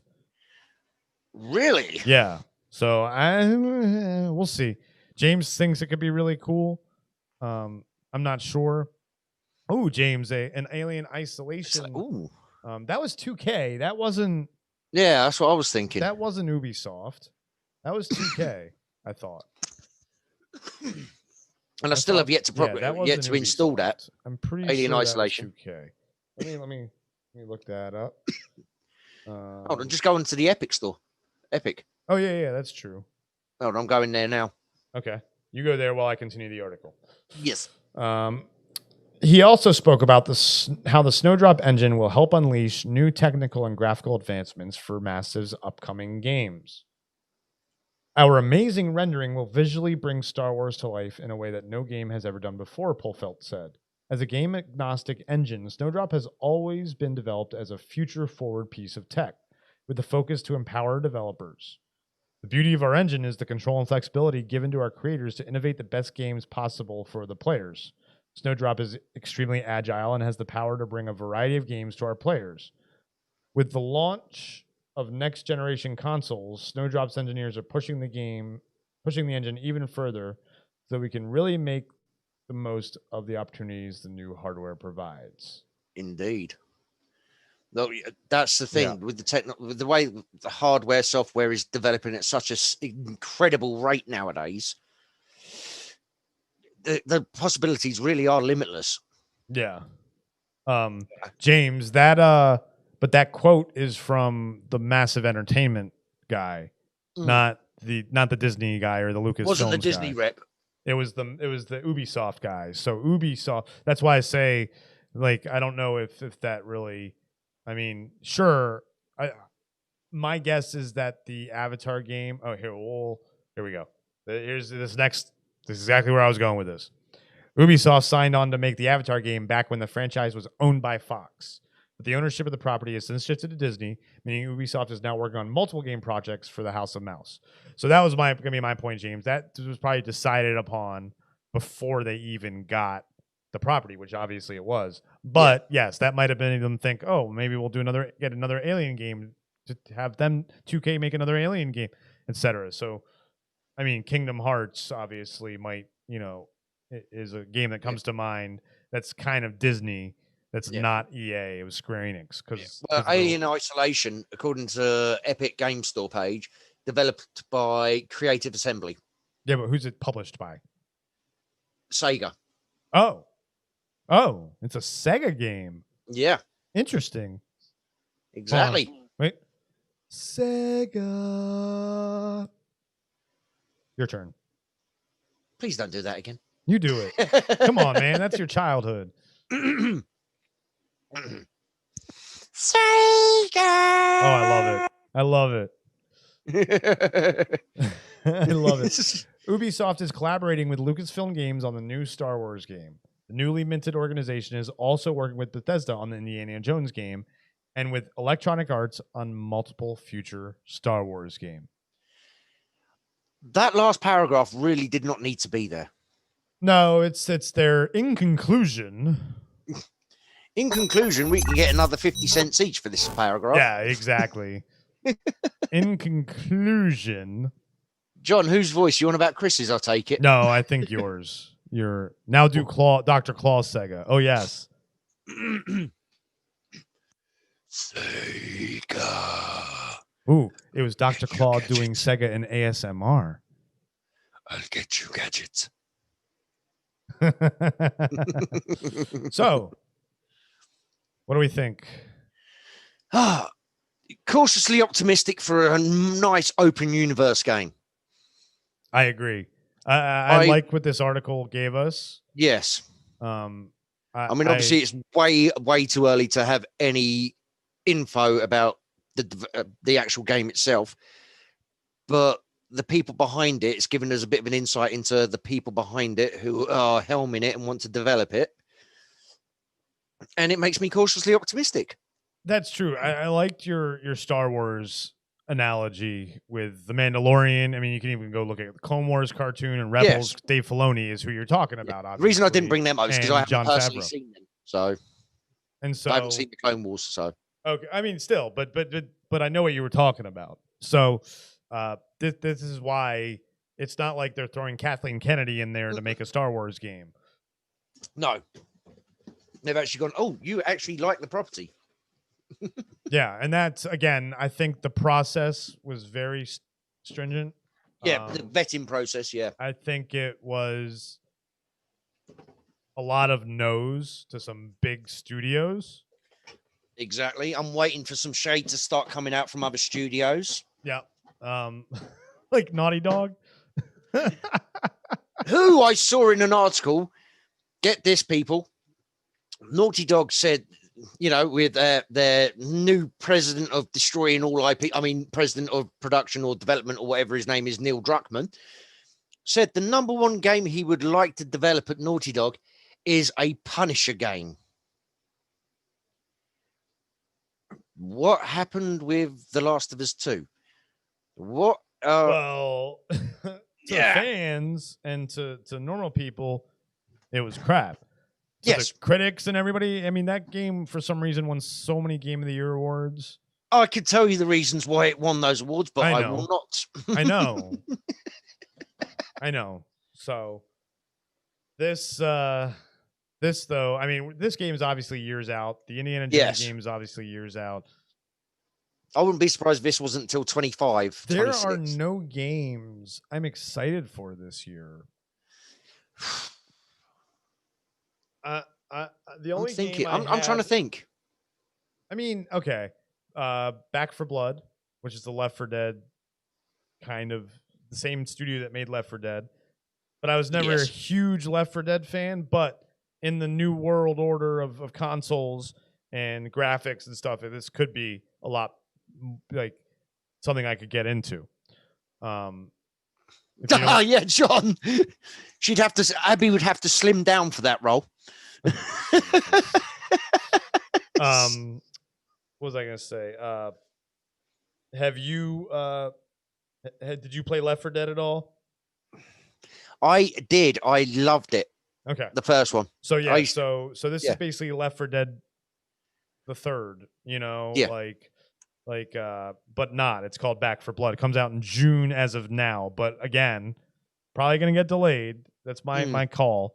The one game I had pre-ordered for this next couple of months called Riders Republic, an extreme sports open world game, kind of the spiritual sequel to Steep, was delayed indefinitely. Oh, Resident Evil 8. Yeah. I'll be honest with you. I loved it. I mean, I recently, well, I say recently, during the trials and tribulations we've all been suffering through for the last year, I broke out my PS2 again and I played the living shit out of Resident Evil 4 again. Nice. It's such a good game. Such a good game. The first 4 are such good games. Yeah. And then they kind of go 7 was okay. 5. That was a shooter. Yeah. 5 was a co-op shooter. Yeah. That's what 5 was. 6 I didn't play. I didn't play 6 or 7, to be honest with you. 7 I played a little bit. It was fun. But I mean, Resident Evil, okay. But really, I mean, what else is there? Let's let me go look. See. Yeah. Games coming out 2021. Let's look at this.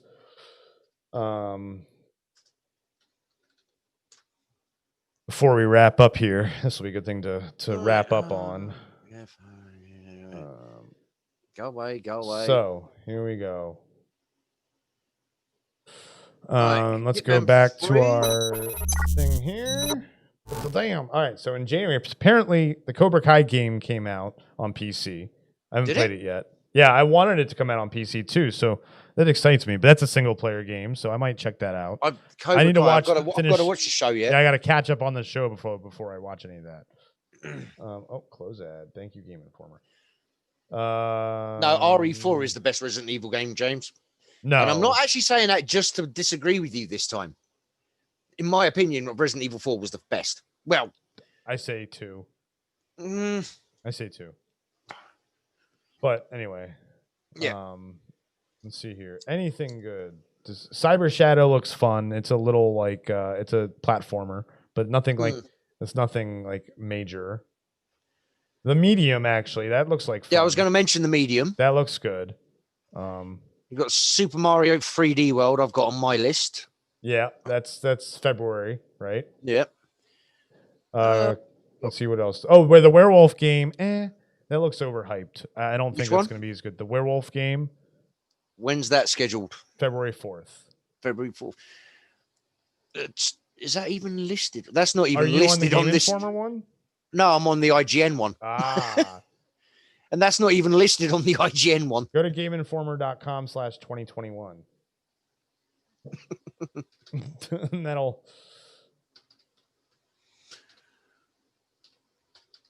But no, that's kind of ironic. IGN's got not even mentioning some of the games.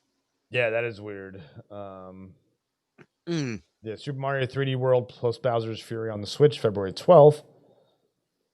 Retromania Wrestling. Oh, yeah. I wonder what this looks like. Hulkamania. Let's see what Retromania.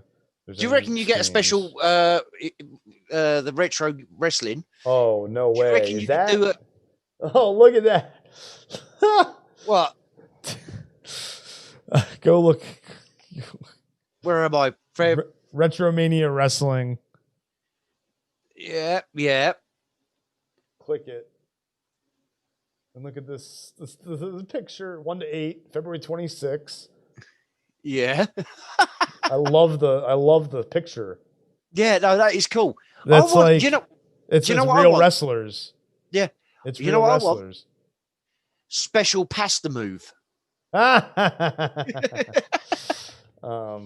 This is better. King of Seas, Persona 5 Strikers, Ghost and Goblins Resurrection on Switch, though. Let's see. Then we got March. Go away, ad. Yeah, Yakuza. The Yakuza games are pretty good. Yeah, I agree, James. That 3D rest. The 3D wrestling games. Okay, I mean, I'm old school. I like the old school wrestling games myself. Yeah. I don't think 2K. Didn't you see what 2K22 was? It was WWE Battlegrounds. No, I'm just kidding. that's the last wrestling game they're ever gonna make, hopefully. You know, if EA can lose exclusivity to Star Wars, true. 2K can anything's possible. Yes. Yeah, the N64 wrestling games. I even go back Super Nintendo's wrestling games. Oh man. Oh god. Royal Rumble. Oh yeah. Oh yes. Now you're taking me back to my childhood. Yeah. Although saying that, I did replay them about 3-4 years ago. Nice. Oh yeah, I think you told me about that. You went over. Yeah, my mate's kid's 18th birthday. Yeah, that's right. You broke out. And it was like, what do you want to do? What do you want to do? So went up, hire out a hall, break out the N64, the SNES, the PS1, and we just had a retro gaming night with about 20, 30 people playing Hot Seat Street Fighter 2 on the SNES and stuff like that. That's awesome. Whilst alcohol has been consumed and we had tents outside, we had a fire going with a barbecue. It's his 18th birthday. Of course, alcohol should be consumed. In the UK. Yeah, in the UK. Not in America, folks. It is perfectly legal to drink at the age of 18. Let's see what else. Prince of Persia, the Sands of Time remake. That's not what we want. No. Terminator Resistance Enhanced. Where's that? Oh, yeah. Monster Hunter Rise. It Takes Two. So far, I don't see anything. Outriders, no thanks.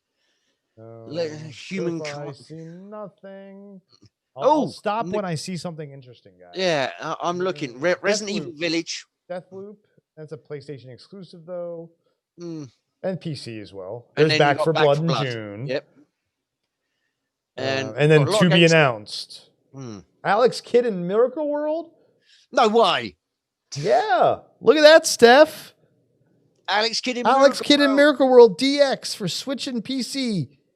Look at that. There you go. That's one for Steph right there. Yeah. There you go, Steph. Because she had me look for that for her, and I found it, but now it's coming out for PC later this year. Oh, that's cool. Yeah. That's kind of cool. I know somebody's going to be pre-ordering that very soon. Yes. We got Big Rumble Boxing, Babylon. Creed Champions? Don't tell me. Don't tell me. What? Where? Nope, no picture. Okay. I was going to say, it's called Big Box Rumble Boxing. It's called Creed Champions. Oh, God, it is, isn't it? Switch only. Maybe they're just putting keywords in there. What happened to the... That's where it is. Let's see here. They're making another Blood Bowl. Wow. I liked Blood Bowl. I do too. I have the second one. I think I've got the original from on disc still, Blood Bowl Championship from 2002 or whatever it was. I used to be the Chaos team. I don't remember. It's been so long since I played it. I used to play the tabletop as well. God. Stupid ads, Game Informer. Oh, you see, you should have ad blockers. Yeah. I just clicked the X. Chivalry. Sorry, I've just noticed something funny. Right. In the to be announced, yeah? Yeah. In the to be announced, when was this? Chris, do me a favor. Go up and have a look when this was written. Why?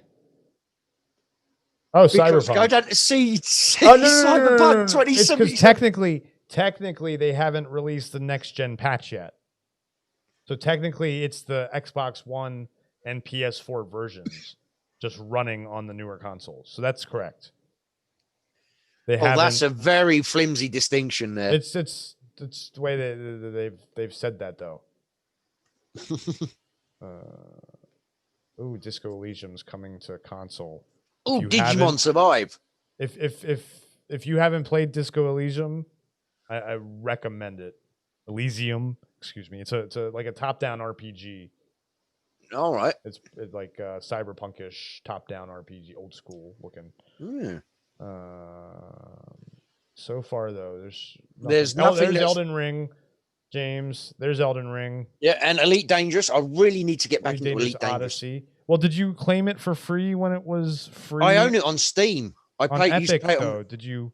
No, It was I got free it on Steam. Epic at one point. I've got it on Steam. I should install it on my new computer. Yeah, but I was is playing it it on my old crossplay? Will I be able to play with you I don't know. on my Epic version? I don't know, but you know me. You know, You'll the buy orc it that I again, am. yeah. You're welcome to play with me anytime on computer games. James, get your mind out the gutter.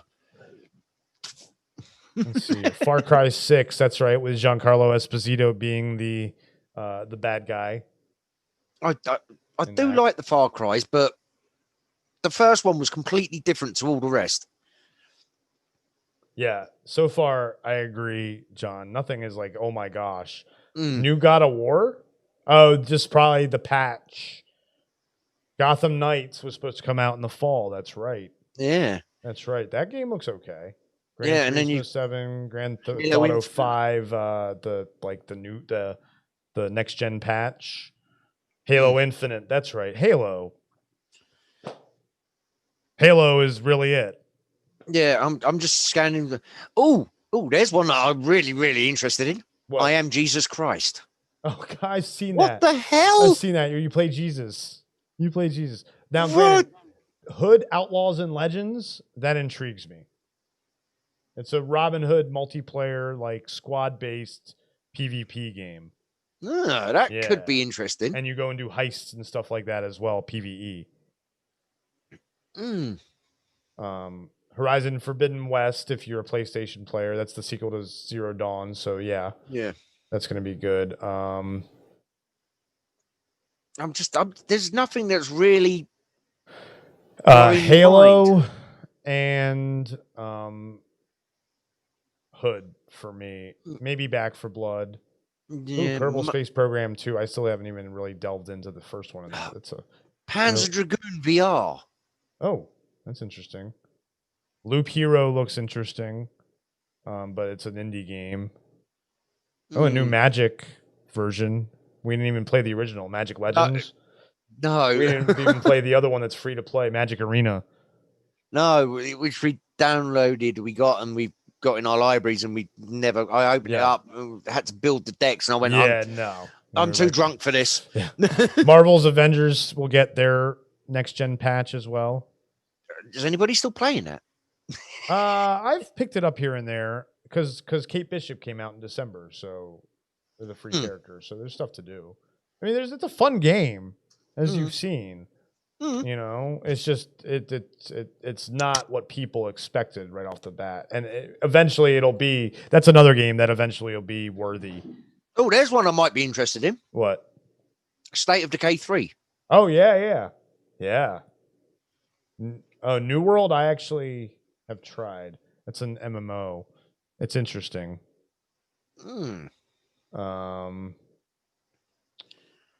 Stanley Parables. Psychonauts 2. Oh God, no! The Witcher Monster Slayer on iOS and Android. Oh gosh, Rainbow Six Quarantine looks interesting. Which one? Rainbow Six Quarantine. Yeah, Rainbow Six is generally pretty good. Yes, and this one includes like a breakout of like disease and stuff. So, I wonder where they got the inspiration for that from. Before COVID, actually, because it was announced before that. Yes, I know. Well, that's why there was all the rumors they had to reshoot half of Bond. Yep. Because because of the Rami Malek one. Yeah. The new one. Ratchet and Clank, which has pushed back the fucking release date again, and meant Morbius is not coming out till next year now. Yep. Till 2022. Riders Republic was supposed to come out in February, but now it's there. Other than that, let's see here. Roller Champions. Ooh, that could be fun. If it's multiplayer, we can go. I think that's going to be a free to play 3-person versus 3-person game. So that'll be perfect for us. And it's like an arena, and you skate. Although it might make Steph a little nauseous. Yeah, I was going to say I don't think you'd have 3 players for that. Sherlock Holmes game, I'm excited for that, but I played all the other ones by Frogware. No, John, you don't say you're a Red Dead fan. We didn't get that. Never could have guessed that from the name. No. I'm not having any of that. I'm not having. Oh, I forgot about. You look more like a Zelda man to me, John. You look more like a Zelda man. I forgot about Skull and Bones. That's another Ubisoft game. It's supposed to be pirate ships, and you control your ship, not your player. Like in Sea of Thieves, it's just the ship and your crew, and the you don't you control your fleet. That's what I meant. Yeah, I think I played a game like that way back when in the early noughts. Pirates. Yes, I think that was it. Sid Meier's Pirates. Yes, Sid Meier's. That was it. Sid Meier's Pirates. Love that game. Yes. Let's see here. Anything? There's State of Decay 3. I'm excited for that. We've talked a lot about that. Sniper Ghost Warrior Contracts 2. What the hell? Yeah. System Shock Remaster. They're remastering System Shock. That's interesting. All these thes. Yeah, the King of Fighters 15. Lord of the Rings Gollum. I'm intrigued to see what they do. A stealth-based game where you play Gollum, and it takes place before he meets Bilbo and loses the ring. So what? You're just going to be sitting in a cave catching fish? No, Gollum didn't do that for the most part. He actually went out. Remember, he got caught and stuff. So we'll see what happens. Yeah, I know. I'm joking. I have read the Lord of the Rings books many times. I have limited edition hardbacks of the Silmarillion and the trilogy. La-di-da. Yes. Oh, here's the game I'm looking for. Ultimate Fishing Simulator 2. Oh, my life is now complete. Oh, here's the game actually I am looking for, or 2. If it comes out this year, I will be so excited. Vampire the Masquerade Bloodlines 2. I saw that and I thought that's the one he's looking at. Yeah. That I loved the first one. I don't know if you ever played the first one on PC. No, I didn't. But then again, there's another Warhammer 40K game coming out. But Vampire the Masquerade Bloodlines, the first one, it's a first person RPG where you play and set in the Bloodlines like world. I don't know if or the Masquerade, and it's like modern times. So like think of Blade. The Blade world, but without Blade. Yeah, like the Underworld. Yeah. World. Yes. If you get my meaning. Yep. Too many worlds in the Underworld world. And that's it. So there's a few things. A couple, but there's only like 2 or 3. Well, but here's the thing. Yeah, and there's nothing that I forgot about Halo. Like that's the thing. That's because that should have been out a year ago. Yeah, well, it should have been out at launch of the new series, but I'm glad they didn't. Especially after the Cyberpunk debacle. Yeah. So, no, there's a few things. So, okay, I stand corrected. There are a few things I'm excited about now that I've read the list. I guess I just haven't read the list in a long time. All release dates subject to change. Yeah. I think there will be new things announced as well as we go on, etc. throughout the year. It's only January, guys. So, yeah, I'm excited. I was looking forward to Bloodlines 2 as well. Yeah, I saw. Yeah, that's awesome. Yeah, did you play the first one, Joe? Because that's if you've played the first one, then you're super excited for the second one. If you know the story of Bloodlines, you're probably excited.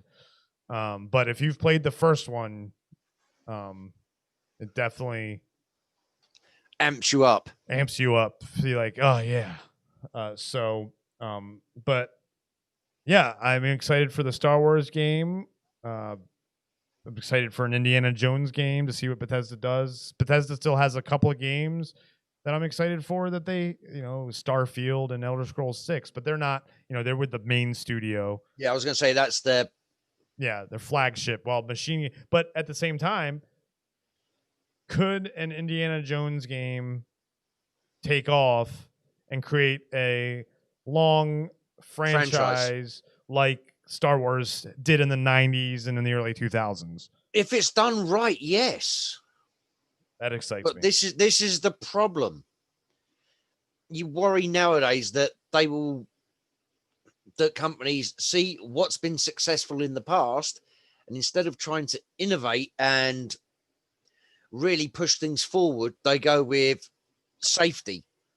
Oh, that's worked before. We'll do that again. Yeah, we talked about that with TV. Yeah, exactly. It's the same with movies, with TV shows. It's like, well, that's worked before, so we'll do it again. It's like, no, because somebody had to make the decision to put their balls on the line and do that different in the first place. Yep. You've got to take risks. Yeah. Make people think. Please make people think again. Yeah. Force people to think. Star Wars in the movie industry was the biggest fucking joke ever when they were filming Star Wars A New Hope. Yeah. It was the biggest joke ever. I mean, I have a friend whose dad laughed at Lucas when Lucas asked to borrow some money. I remember. From him. Yeah. Oh boy, did he regret that. Who wouldn't? But, I don't want to be a part of Space Wizards. Yeah, space like wizardy swordy thing. No. Who knew? He laughed Lucas at knew. Lucas come up and asked him for money, and he went, well, no, do you want to get in there as a producer? I'm not wasting my money on that shit. Yeah. The big one was Krull. They were filming Krull, I believe, at the same time. Huh. And Krull had... no, hear me out on this. Krull had more studio space. It was supposed to be the massive franchise to be. They pumped more money into Krull than you would ever believe. And it's still a good film. I love that film. Yeah, it's fun. Yeah. But not a franchise film. That was a massive, massive production. And yeah. The rest, as I say, is history. Yeah. And although Krull, in all fairness, did give us one of Liam Neeson's first roles. True. That's true. And Robbie Coltrane. Yeah, that's right. Robbie Coltrane was in that. Mm-hmm. Man. Well. And let's face it, the glaive is cool. The spinning Death Star. Yeah. Boomerang. That is a cool prop. Well, we are, like we said, excited for this. Mm-hmm.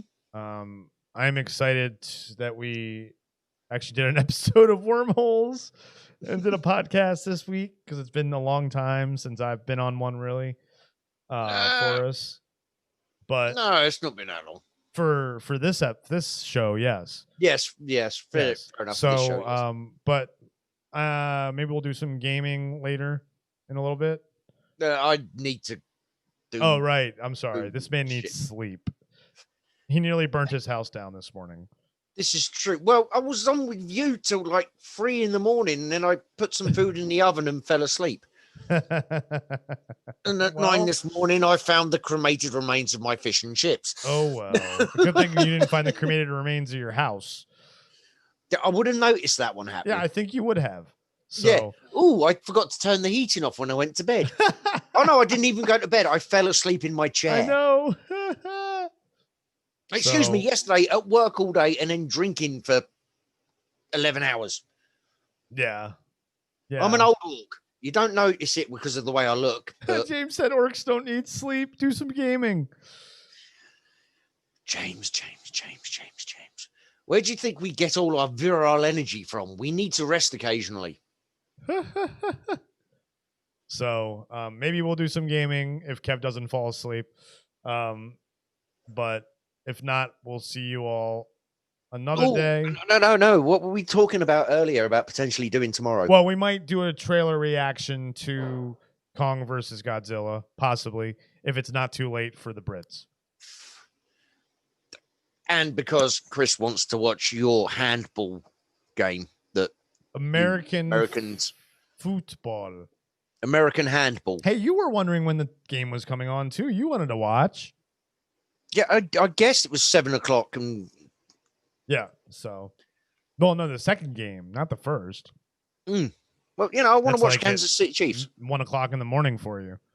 So we John, appreciate. Thank you very much indeed. Sorry, he's just said we've done an awesome stream. Yeah, no, I was actually gonna talk about that.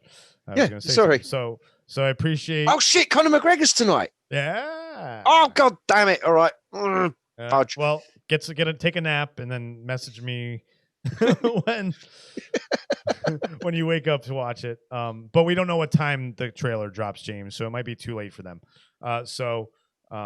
Yes, for us puny Brits. So John, appreciate you coming, and then subbing. Appreciate you coming back, and appreciate you subbing. Appreciate everybody hanging out. James, Joe, pass. Steph, of course, we love you. Can't forget you because yes, this is your channel. We love you, honey. Ashley, good to see you. Ishi Locos, Nate, everybody that came and hang out today. Paul, congratulations on becoming one of our mods. So yes, you work for us now, bitch. So Paul, we got to get together and do some gaming or some collaboration on stuff. Definitely, you got to join us for one of these podcasts. Joe, thanks a lot. Yep. So Joe, thanks. Have a great day, afternoon, night yourself, wherever you are. And I am Chris Darth Pyrin Walker, aka Alfred from the Planet of Nerds. And I am Kev, aka Nuff Said, aka Captain Strong. I've already got one open. Bo. I'm not chugging that whole thing down. I've just opened one 5 minutes ago. I'm not chugging that whole thing down to open another one. Of course not. No, I don't blame you. So we appreciate if you like what you saw, go watch some of our videos. If you haven't, don't forget to subscribe. If you haven't, don't forget to like the video below. Please leave us a comment. Put a comment in, interaction. It helps us. It gets maybe our feeds on people's recommendeds, even though we're a small channel. That would be cool. And we do share our stuff on all your social medias. Yes, please do. That'll help us a lot too. And if you liked what you saw, your friends will like what they see. So again, this has been our first episode of the rebranded podcast. Wormholes. Was Tangents, now Wormholes. Mm-hmm. And we are the Planet of